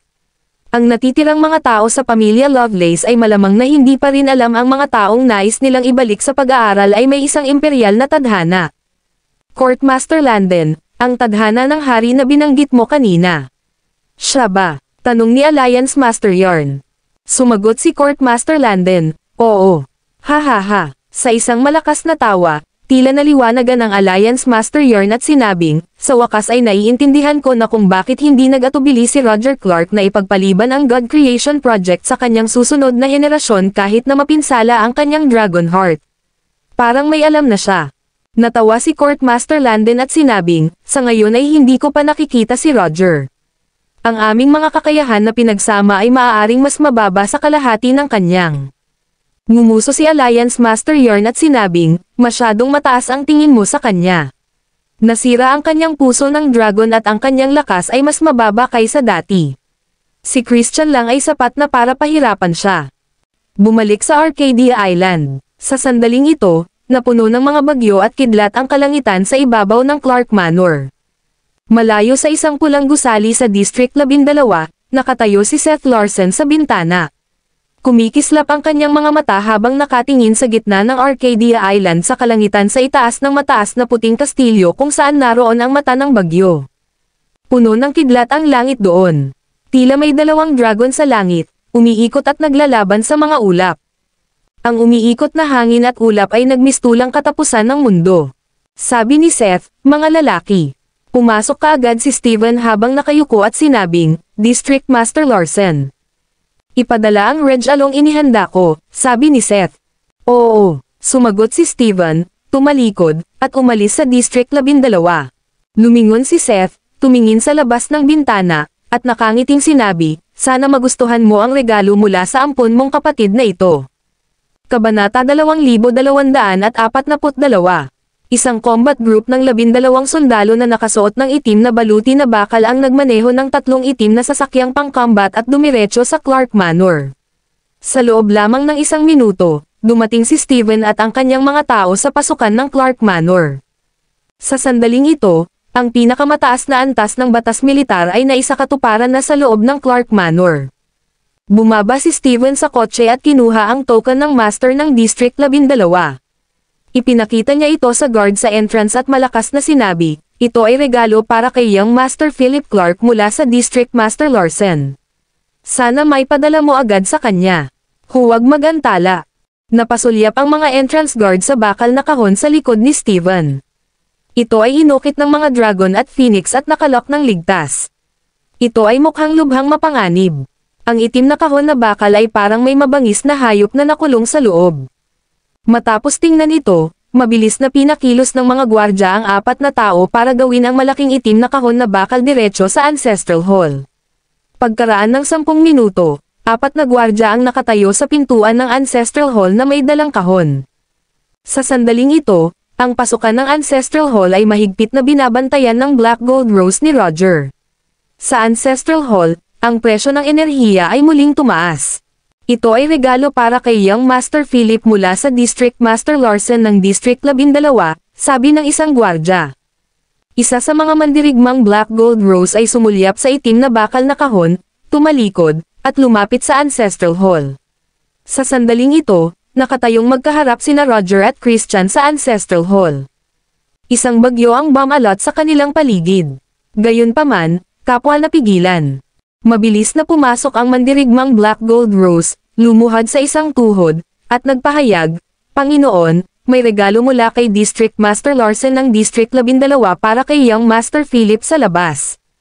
Tumingin si Roger kay Philip at nagtanong, nakipag-ugnayan ka ba kay Seth Larsen? Hindi ito itinanggi ni Philip at sumagot, tama. Pinag-isipan ito ni Roger at sinabing, ipasok mo ito. Maya-maya, 4 na Black Gold Rose Warriors ang pumasok na may dalang mabigat na itim na bakal na kahon. Pumalakpak, lumapag ang kahon na may malakas na tunog. Tiningnan ito ni Roger at sinabing, buksan mo. Klang. Binuksan ang mga kadena. Kaagad, isang malakas na pressure na puno ng mabangis na aura ang bumangon mula sa bakal na kahon. Malakas ding yumanig ang bakal na kahon na may malakas na kalabog. Itinaas ni Roger ang kamay at idiniin ito sa hangin. Natahimik ang bakal na kahon. Pagkatapos, binuksan ang bakal na kahon. Sa loob ay may purong itim na bato na tila puso. Kumikislap ito ng pula at itim na ilaw. Puso ng dragon. Sigaw ni Christian at agad na kumilos, hinawakan ng isang kamay ang puso ng dragon sa loob ng kahon. How dare you? Umungol si Roger at tinamaan ang palad na nagdadala ng lakas ng kidlat, na nagbigay ng putok na dumiretso sa tiyan ni Christian. Kabanata 2243. Ang hampas ng palad ni Roger, na naglalaman ng kapangyarihan ng mga alituntunin ng kosmiko, ay napakalakas kaya nabaligtad nitong si Christian. Boom! Lumipad palabas si Christian at bumagsak ng malakas sa dingding ng Ancestral Hall. Agad na nabasag ang pader na parang sapot bago ito nabasag at gumuho. Gayunpaman, sa susunod na sandali, isang gintong liwanag ang sumilay sa gilid ng mga mata ni Christian. Ang kanyang buong pagkatao ay nawala sa lugar na parang gintong anino. Sa isang iglap, nilapitan niya ang itim na bakal na kahon at inabot ang mga kamay na hugis kuko ng dragon upang kunin ang itim na hugis pusong bato na nagbuga ng nakakatakot na presyo. Isang dragon heart. Ang ibabaw ng batong ito ay makapal na natatakpan ng isang layer ng mga pinong linya tulad ng mga daluyan ng dugo ng puso. Isang pula at itim na kinang ang patuloy na kumikislap sa loob ng bato. Sa tuwing kumikislap ang pula at itim na pagkislap, ang bato ay naglalabas ng nakakatakot na presyo na nagtutulak sa mga tao na sambahin ito. Nang makita ni Roger si Christian na sumugod sa kanya, itinaas niya ang kanyang walking tungkod na parang sibat at nakipagsagupaan sa hampas ng palad ni Christian. Boom! Isang pagsabog ng nakakatakot na presyo ng enerhiya ang nagmula sa punto ng banggaan sa pagitan ng walking cane at ng palad. Isang gintong enerhiyang bagyo ang agad na bumagsak mula sa Ancestral Hall hanggang sa buong Arcadia Island sa isang iglap. Mula sa isang altitude, makikita ang isang gininto ang bilog ng mataas na enerhiya na umaagos palabas mula sa puting kastilyo sa pinakamataas na punto ng Clark Manor. Mabilis nitong binalot ang buong isla. Saan man dumaan ang energy pressure na ito, nagdala ito ng airwave na sapat na para mabaligtad ang lahat. Sa Ancestral Hall, pinanatili ni Roger ang poster ng paghawak sa kanyang tungkod sa paglalakad sa palad ni Christian. Ang nakakatakot na enerhiya at intensity mula sa magkabilang panig ay patuloy na tumaas. Ang buong Ancestral Hall ay nabalot ng dalawang gintong liwanag na hadlang. Roger, hindi mo na kailangan itong ikatlong Dragon Heart. Bakit hindi mo ibigay sa akin? Maaakay ko ang pamilya Clark sa bagong kaluwalhatian. Sumayaw pa atras ang buhok ni Christian, nagngangalit ang kanyang katawan sa espesyal na kapangyarihan mula sa likod ng pinto. Kumunat ang noo ni Roger at tumingin sa Dragon Heart sa loob ng bakal na kahon na patuloy na hinihigop ang energy pressure na nagmumula sa kanya at kay Christian. Sabi niya, ito ang puso ng itim na dragon. Iniisip mo bang makuha ito? Siguradong baliw ka. Haha, natatawang sabi ni Christian, so what if it's a Black Dragon Heart? Ito ay isang puso ng dragon pareho. Hanggat makakatulong ito sa akin na magtagumpay sa hakbang na iyon, maaari kong itulak ang pintong iyon at maabot ang kabilang pampang. Sa sandaling iyon, ako na ang magiging kaluwalhatian ng buong pamilya Clark at ang araw ng mundong ito. Ang engranding panoorin kung saan ang lahat ay yumuyuko sa akin ay malapit ng maisa sa katuparan. Naiisip mo ba kung ano ang magiging glam at glory? Bakit ayaw mong tuparin ang hiling ko? Kumunat ang noo ni Roger at sinabing, hindi mo talaga naiintindihan kung ano ang mundo sa likod ng kabilang baybayin. Ang lahat ay hindi kasing simple ng iniisip mo. Ha. Ngumisi si Christian at sinabing, Roger, ikaw ang nagpabalik sa Black Dragon Heart na mula sa kabila noon, kaya bakit ka nag-iingat ngayon? Ngayon, siguradong makukuha ko itong Dragon Heart.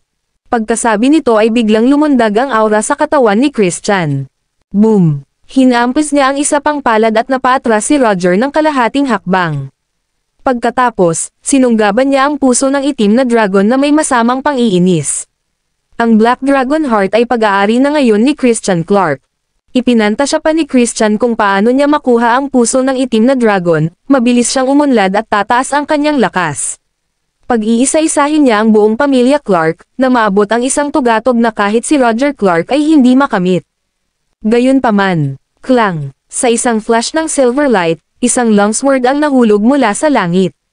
Nagdala ito ng nakakatakot na pagbabago-bago ng enerhiya na maaaring sirain ang lahat at dumiretso sa kamay ni Christian. Damn it! Tumangala si Christian sa espada sa langit habang ang kanyang mga mata ay nanginginig. Bigla niyang binawi ang kamay niya at tumalikod. Kabanata 2244. Tuwang. Ang longsword ay umuugong ng malakas at lumipad sa itaas ng Black Dragon Heart. Mga pagsabog ng Saiyan energy na ibinubuga mula sa katawan ng espada na may mga dagandong ng dragon. Fitzgerald Hale. Ito ang ancestral hall ng pamilya Clark. How dare you trespass? Ang iyong krimen ay hindi mapapatawad.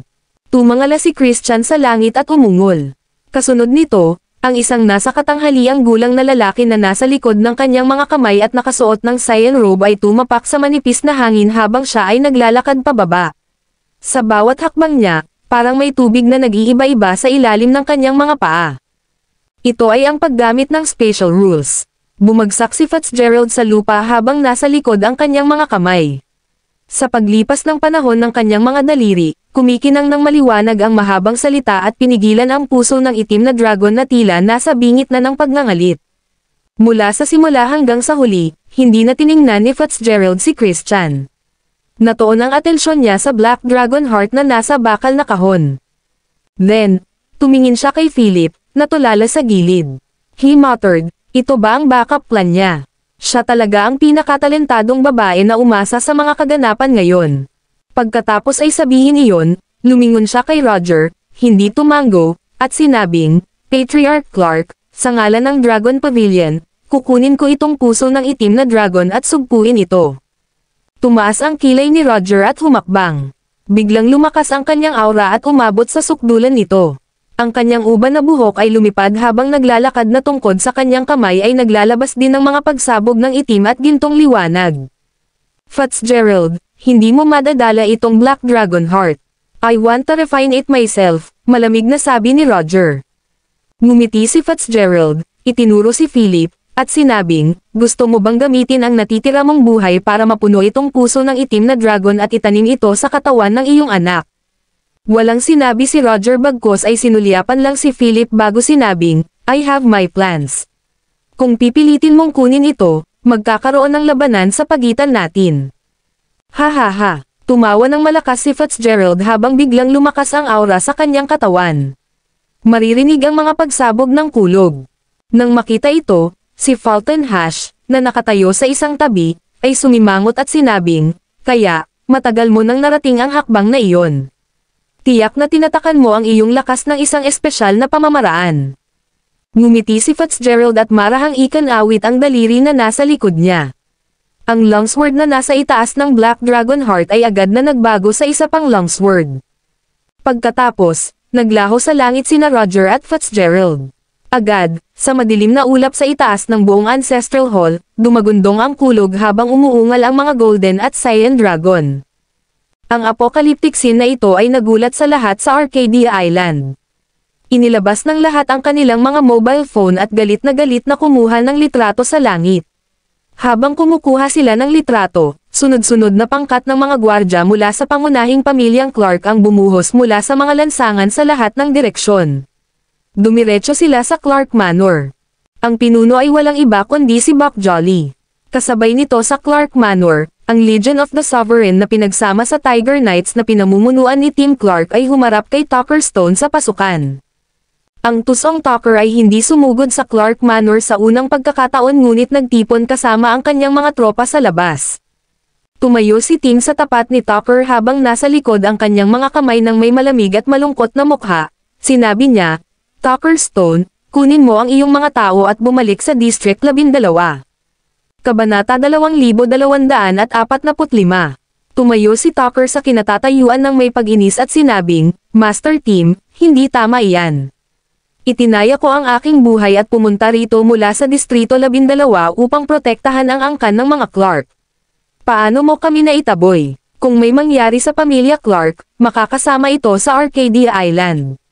Master Team, kumusta na? Kailangan mo ba akong pumasok ngayon at tumulong na patatagin ang sitwasyon? Sabi ni Tucker na may mahinang pagngisi.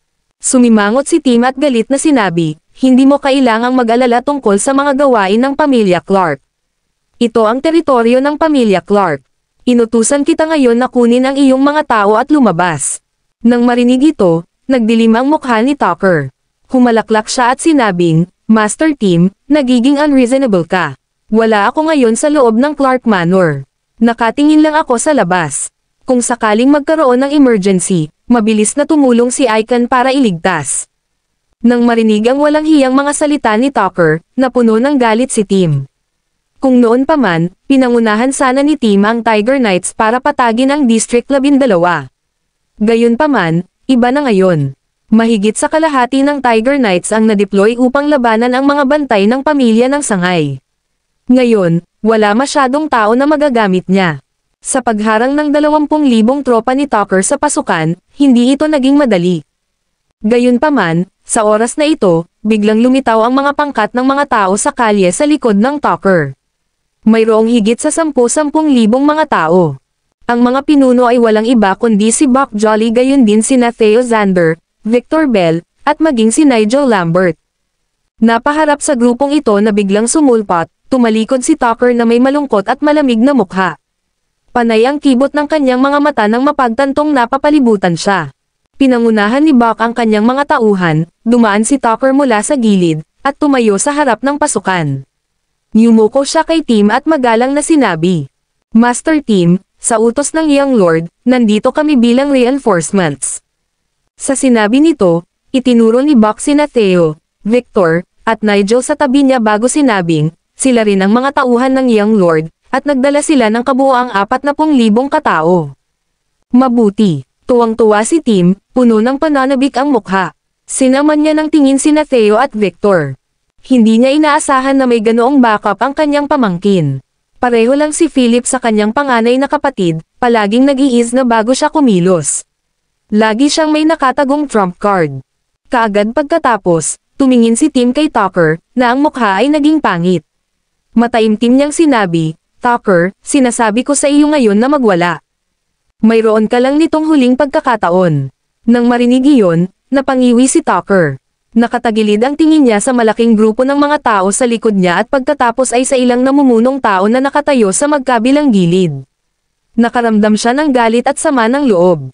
Sa wakas, walang magawa niyang iwinagayway ang kanyang kamay at sinabing, Tara na. Sa sinabi nito, kinuha ni Tucker ang kanyang 20,000 sundalo at mabilis na lumikas 5 milya ang layo mula sa Clark Manor. Hindi siya diretsyong umalis.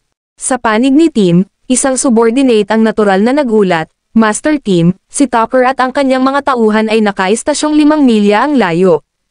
Tumanggaw si Tim at sinabing, mag-iwan ng 2,000 lalaki na nagbabantay dito. Ang iba ay maaaring sumunod sa akin upang lipulin ang lahat ng natitirang miyembro ng pamilya ng Sangay. Oo, kaagad, isang malaking grupo ng mga tao ang dumiretso sa pamilya ng Sangay. Ito ang nakita sa konan na hinarap ng pamilya ng Sangay. Bumalik sa Ancestral Hall. Mabangis na naglaban sina Roger at Fitzgerald sa himpapawid habang si Christian ay sabik na nakatingin sa Black Dragon Heart sa Ancestral Hall. Gayunpaman, ang aura ni Fulton ay puspusan sa sandaling ito habang ang isang itim na espada ng pagiging hari ay bumalot sa buong Ancestral Hall sa kalawakan. Sa loob ng kingship energy field na ito, napigilan ang lakas ni Christian ngunit mas malakas pa rin siya kaysa kay Fulton. Ito ang lakas ng pagkuha ng kalahating hakbang patungo sa kabilang baybayin. Kabanata 2246. Fulton, bakit hindi mo na ako sundan simula ngayon? Hanggat makuha ko itong Black Dragon Heart, maaari akong maging susunod na Roger Clark. Pagdating ng panahon, pwede mo akong sundan para sakupin ang mundo. Hindi ba kahanga-hanga iyon? Pang-engganyo ni Christian, puno ng ngiti ang mukha. Nag-cross arm si Fulton at tumayo sa tapat ni Christian habang nasa pagitan nila ang Black Dragon Heart. Mataimtim niyang sinabi, Lord Chieftain, iisa lang ang Panginoon ko sa buhay ko. Nang marinig iyon ay napabuntong hininga si Christian. Humakbang siya, at parang nabasag na salamin ang talampakan niya. Ito ay walang iba kundi ang tunog ng pagsira sa larangan ng enerhiya ng pagkahari. Fulton, ikaw lang ang hari ng mga disipulo ng ikaptong sona. Kung ikukumpara sa akin, wala ka pa ring kapares. Tatanungin ulit kita, susundan mo ba ako? Malamig na tanong ni Christian with killing intent dancing in his eyes. Nanigas ang mga mata ni Fulton nang sabihin niya, kung maglakas loob kang humakbang pasulong, papatayin ka. Sinuntok ni Christian at sumigaw, nililigawan mo si kamatayan. Sa isang iglap, dalawang figure ang nag-away ng husto sa ancestral hall na ito. Sa tuwing may lilipad na figure, tiyak na masisira ang pader o masisira ang isang halijing kahoy. Ang dalawang figure ay makikitang patuloy na nagbabago ng posisyon sa loob ng ancestral hall. Sa ngayon, inihatid na ni Philip si Win at iba pa sa inner hall ng ancestral hall. Dito, ang mga tao ng sangay at mga pangunahing pamilya ay nagtago sa mga sulok ng mahihiyain. Nakaupo si Win sa lupa, hawak ang basang confidential file sa kanyang mga kamay. Mukha siyang nawalan ng kaluluwa. Si Philip ay tumabi sa kanya, tumingkayad, at marahang pinindot ang kanyang balikat. Aniya, Winnie, kung gusto mo talagang maghayganti, hindi kita pipigilan. Handa akong kunin ang kahalili ng aking ama. Biglang napalingon si Win. Namumula ang kanyang mga mata habang nakatingin kay Philip at pinutol ito. Tumigil ka nga sa pagsasalita. Gusto kong mapag-isa. Pagkasabi nun ay tumayo si Win bitbit ang file sa kamay at nontog mag-isa sa gilid. Ramdam ni Philip ang sakit sa puso habang nakatitig sa likod ni Win. Kung siya ang nasa kalagayan niya, mahihirapan din siyang tanggapin. Pagkatapos, lumingon siya kina Charles at Martha. Aniya, bantayan mo si Winnie at huwag mong hayaang gumawa ng kalokohan. May mga bagay pa akong dapat harapin.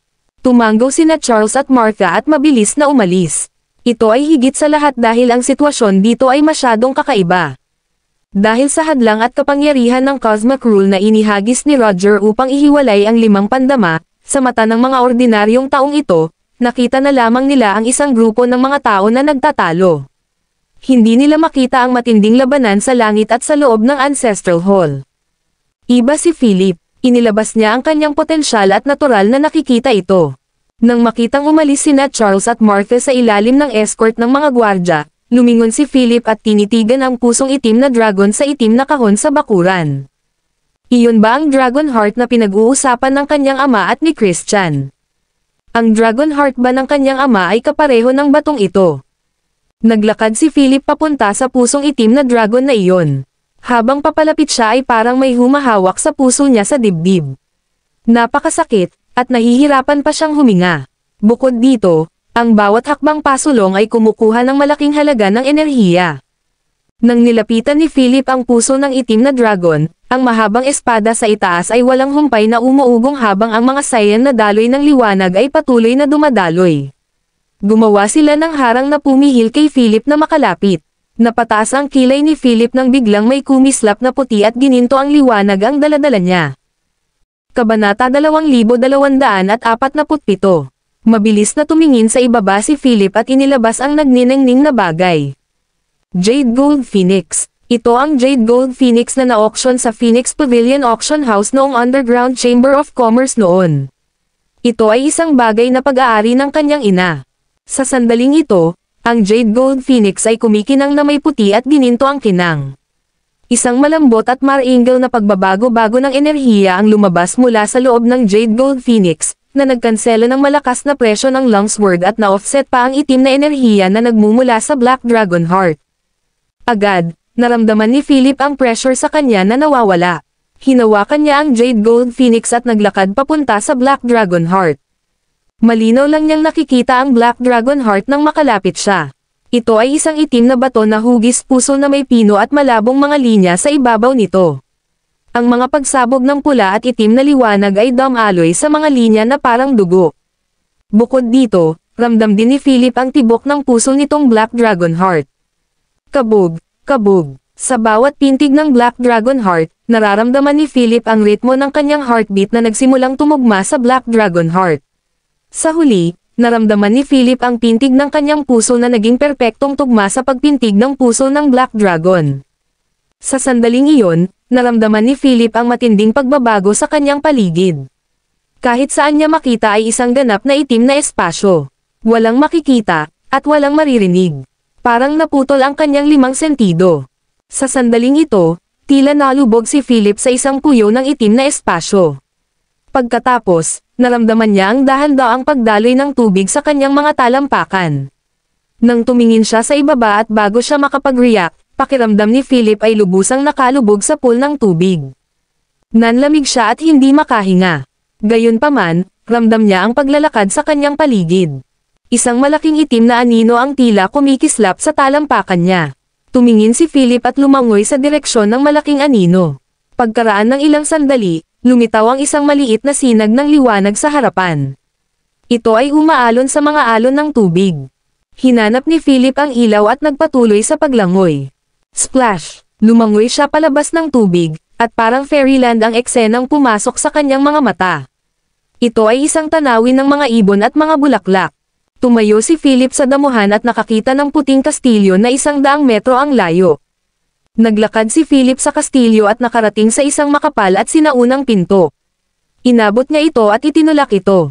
Sa likod ng pinto ay may isang figure na nakatalikod sa kanya. Nakasuot siya ng mahabang puting damit, mukhang marangal at eleganteng.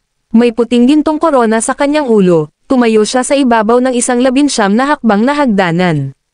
Nang makita ni Philip ang figurang ito, naging pula ang kanyang mga mata.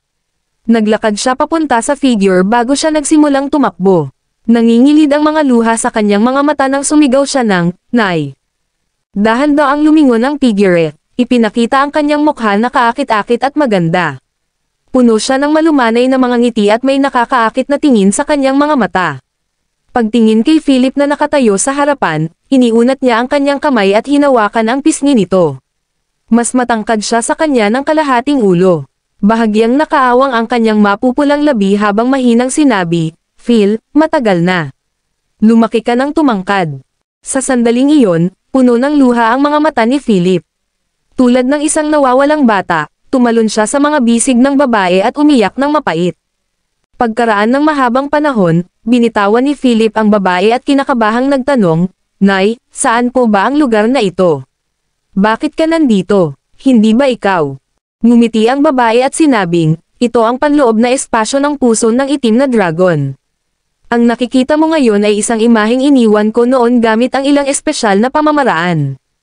Larawan. Nagulat si Philip bago niya napagtanto na hindi totoo ang lahat ng nasa harapan niya. Kabanata 2248. Tumanggo ang babae, humakbang pasulong ng 2 hakbang, at sinabing, "Ito ay isang puwang sa loob ng puso ng dragon, at makakarating ka lang dito gamit ang Jade Gold Phoenix."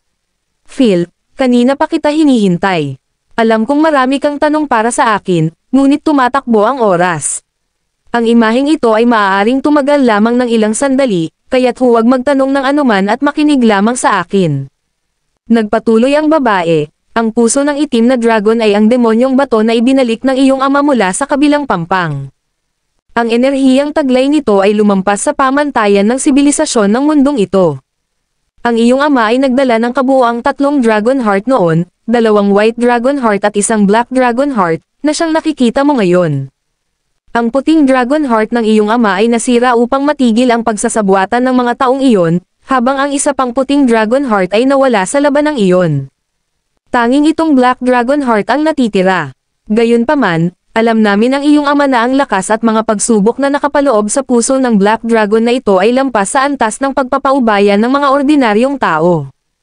Kahit na ang iyong ama ay maaaring hindi perpektong akma, at hindi rin siya maaaring magkaroon ng ganap na kontrol dito. Kaya, sinubukan ko ang lahat ng aking makakaya ay seal itong Black Dragon Heart at baguhin ang panloob ng mga pagbabago upang mabago sa kosmiko. Maliban sa iyo, walang ibang makakalapit dito sa mundo.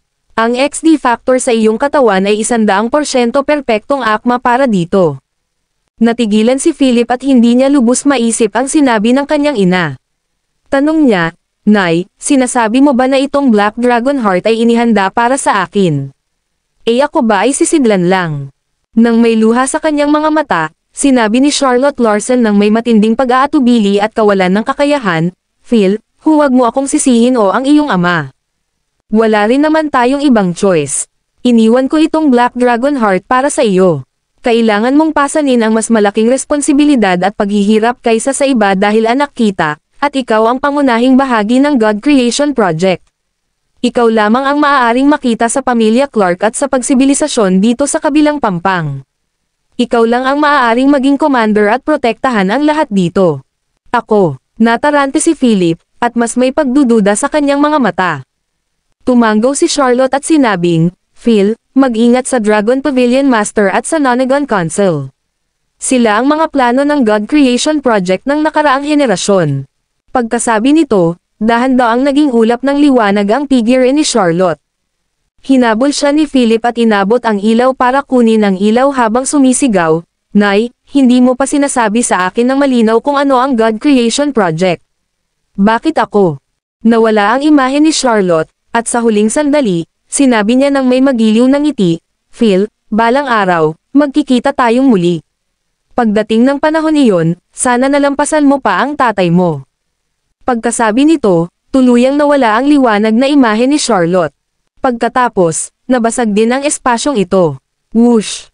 Biglang nagising si Philip. Binuksan niya ang kanyang mga mata at nakita niyang nasa ancestral hall pa rin siya ng pamilya Clark.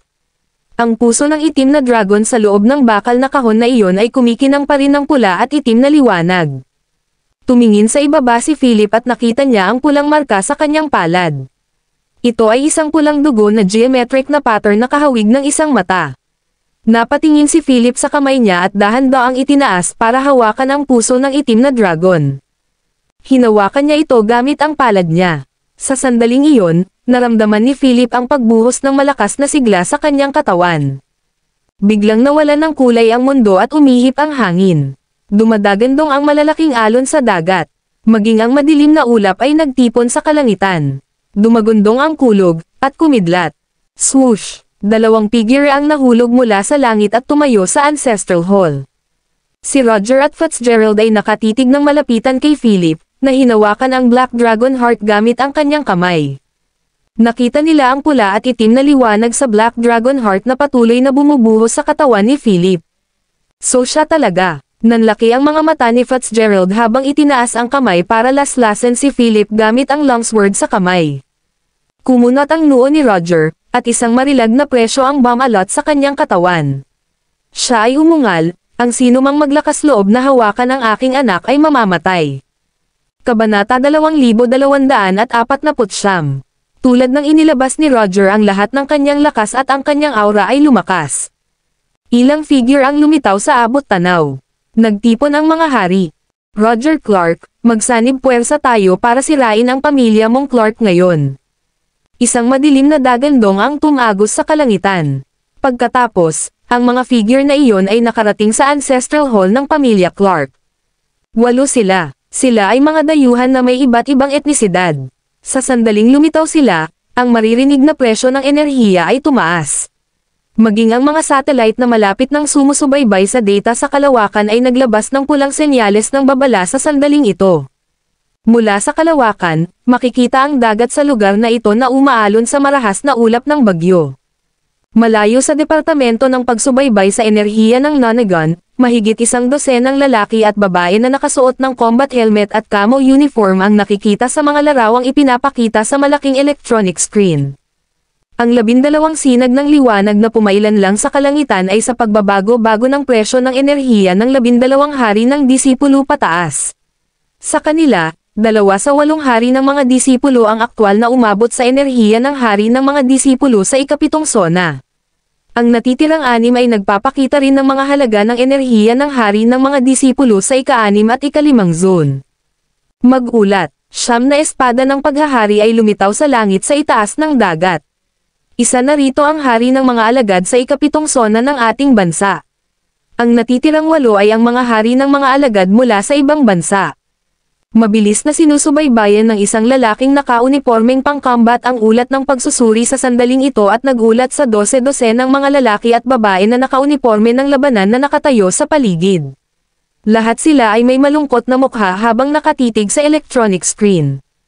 Isang lalaking nasa edad 50 na ang sumuntok sa hangin at umungal, "Damn it! How dare country M and country Y cross the line like this?" Ang 8 hari ay nagtipon dito. Ano ang sinusubukan nilang gawin? Ipasa mo ang combat order ko. Ipaalam kaagad ang mga hari ng mga alagad ng Nonagon sa ika-5 at ika-6 na zona para palakasin sila. Ano man ang gastos, dapat nating ipaalam sa mga nanghihimasok sa ating bansa ay hindi mga hangganan ng 100 taon na ang nakalipas. Ang mga lumalabag sa ating teritoryo nang walang dahilan ay papatayin. Ang lalaking nakaunipormeng panglaban na nakatayo sa unahan ay ang nakatataas na commander ng panahon ng digmaan ng Nonagon at gayon din ang general ng digmaan na inayos ng Imperial Palace sa Nonagon. Kung sakaling magkaroon ng ganitong malawak na paglabas, maaaring magpadala ng pamunuan ng senior commander na ito ang mga puwersa ng digmaan ng Nonagon. Sa sandaling ito, ang kanyang mukha ay nagyelo at ang kanyang mga mata ay kumikislap sa galit habang naguutos. Sa likod niya, mahigit 12 ng mga nasasakupan ang mabilis na umalis. Kasabay nito, sa matayog na gusali ng Nonagon, bumukas ang pinto at isang grupo ng mga sundalo ang sumugod palabas ng gusali na nakasuot ng buong baluti. Hindi nagtagal, 4 na lalaki at babae na may iba't ibang edad na may nagngangalit na aura ay lumabas sa anino sa likod ng pinto at lumipad sa himpapawid. Swoosh! Ang 4 na figure, tulad ng 4 na malamig na espada na nakalabas, ay naging 4 na daluyan ng liwanag at pumailan lang sa kalangitan. Hinalo nila ang mga ulap at dumiretso sa silangang baybayin ng dagat. Mapaparusahan ang mga nanghihimasok. Kasabay nito, sa Imperial Palace. Sa loob ng napakaganda, matangkad, at malawak na gininto ang palasyo. Sa likod ng aparador ng mga aklat, isang lalaking nasa katanghaliang gulang na may matikas na figure ang nakasuot ng puting mahabang tanika na may burden ng mga gintong dragon na pula sa lapels at mga gilid. Tumayo siya sa gitna ng palasyo at tumangala sa langit. Doon, sa isang pisyo, tanaw niya ang mga bituin. Kabanata 2250. Pagmamasid ng bituin. Sa sandaling ito sa patio, makikita ng hubad na mata kung paano kumikislap at kumikinang ng maliwanag ang ilang bituin. Kabilang sa mga ito, ang bituin sa gilid na naging mapurol sa loob ng mahigit 20 taon ay kumikinang ng maliwanag. Ang liwanag na ito ay dahan-daang nalampasan ang iba pang mga bituin at kahit malabo ay may tendensya na takpan ang pisyo na ito. Gayunpaman, ang bituin na iyon ay lubhang hindi matatag. Ito ay kumikislap ng maliwanag at malabo, nag-aalinlangan. Kabog, kabog, kabog. Biglang, mabilis na mga yabag ang hamarang sa Imperial Palace. Isang armored warrior ang lumuhad sa isang tuhod at sumigaw ng may pag-aalala, "Imperial Preceptor, nakatanggap kami ng emergency order mula sa Nonagon." Ang 8 hari ng mga alagad ng Countrim at Counterhave ay nagsanib puwersa upang makapasok sa timog silangang dagat. Karagdagan pa, 4 na sasakyang panghimpapawid at 12 ng frigate ang nakabuo ng pagkubkob sa dagat. Nang matapos siyang magsalita, sumimangot ang Imperial Preceptor. Ang kanyang mukha ay malamig, at ang kanyang mga mata ay puno ng kinang. Boom! Nilamon ng tumataas na layunin ng labanan ang buong Imperial Palace. Ikanaway ng Imperial Preceptor ang kanyang kamay at galit na sumigaw, "How dare they?" Mag-isyo ng Imperial Preceptor order. Ang mga Supremo ay babalik sa kanilang mga istasyon at sundan ako sa larangan ng digmaan. Papatayin ang mga nanghihimasok. Sa loob ng ilang segundo, isang Golden Imperial Order ang ipinadala sa buong bansa. Sabay-sabay na tinanggap ng 3 Supremo ang utos. Ito ang pinakamahusay na combat order. Bukod dito, ilang mga retiradong Supremo ang nagsuot din ng kanilang combat uniform na matagal nang hinubad nang matanggap ang combat order. Bumalik sila sa larangan ng digmaan para makipaglaban. Sa kaganapan ng digmaan, sila ay maaalala. Kahit na ang isang retiradong sundalo ay maaari pa ring humawak ng isang uhaw sa dugo na espada. Mapapatay ang mga nanghihimasok. Ilang sandali, ilang Supremo sa buong bansa ang nagtipon sa baybayin sa unang pagkakataon. 12 ng mga barkong pandigma at 2 carrier ng sasakyang panghimpapawid ang naglabas ng pinakamataas na order ng labanan. Sa isang iglap, tumaas ang sitwasyon ng digmaan sa buong timog silangang dagat. Ang buong bansa ay nahuli ng isang simoy ng labanan. Ang lahat ng mga retiradong sundalo ay bumalik din sa kanilang mga istasyon sa sandaling ito. Bumalik sa Ancestral Hall sa Clark Manor. Sa sandaling ito, ang 8 hari ay nagtipon. Kasama si Fulton Hash, siyam na espada ng pagkahari na may iba't ibang kulay at hugis na nakahover sa kalangitan. Sunod-sunod na layer, ang buong Clark Manor ay ganap na nababalot sa larangan ng pagka-enerhiya na ginawa ng mga espada ng hari. Ang dagat malapit sa Arcadia Island ay lumundag din ng malakas na hangin at alon. Sa kalangitan, patuloy na kumikidlat. Mula sa malayo, makikita ang siyam na espada ng pagiging hari na umaaligid sa itaas ng puting kastilyo sa gitna ng Arcadia Island.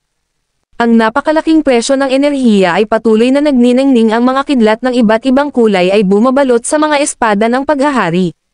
Paminsan-minsan silang humahampas, nasusunog ang mga gusali at mga puno sa lupa. 8 espada ng pagkahari ang puspusan sa sandaling ito, magkatuwang na pinipigilan ang purong itim na espada ng paghahari na nababalot ng itim na kidlat sa kabilang panig. Sa ilalim ng panggigipit ng 8 hari, nagsimulang gumuho ang purong itim na espada ng paghahari.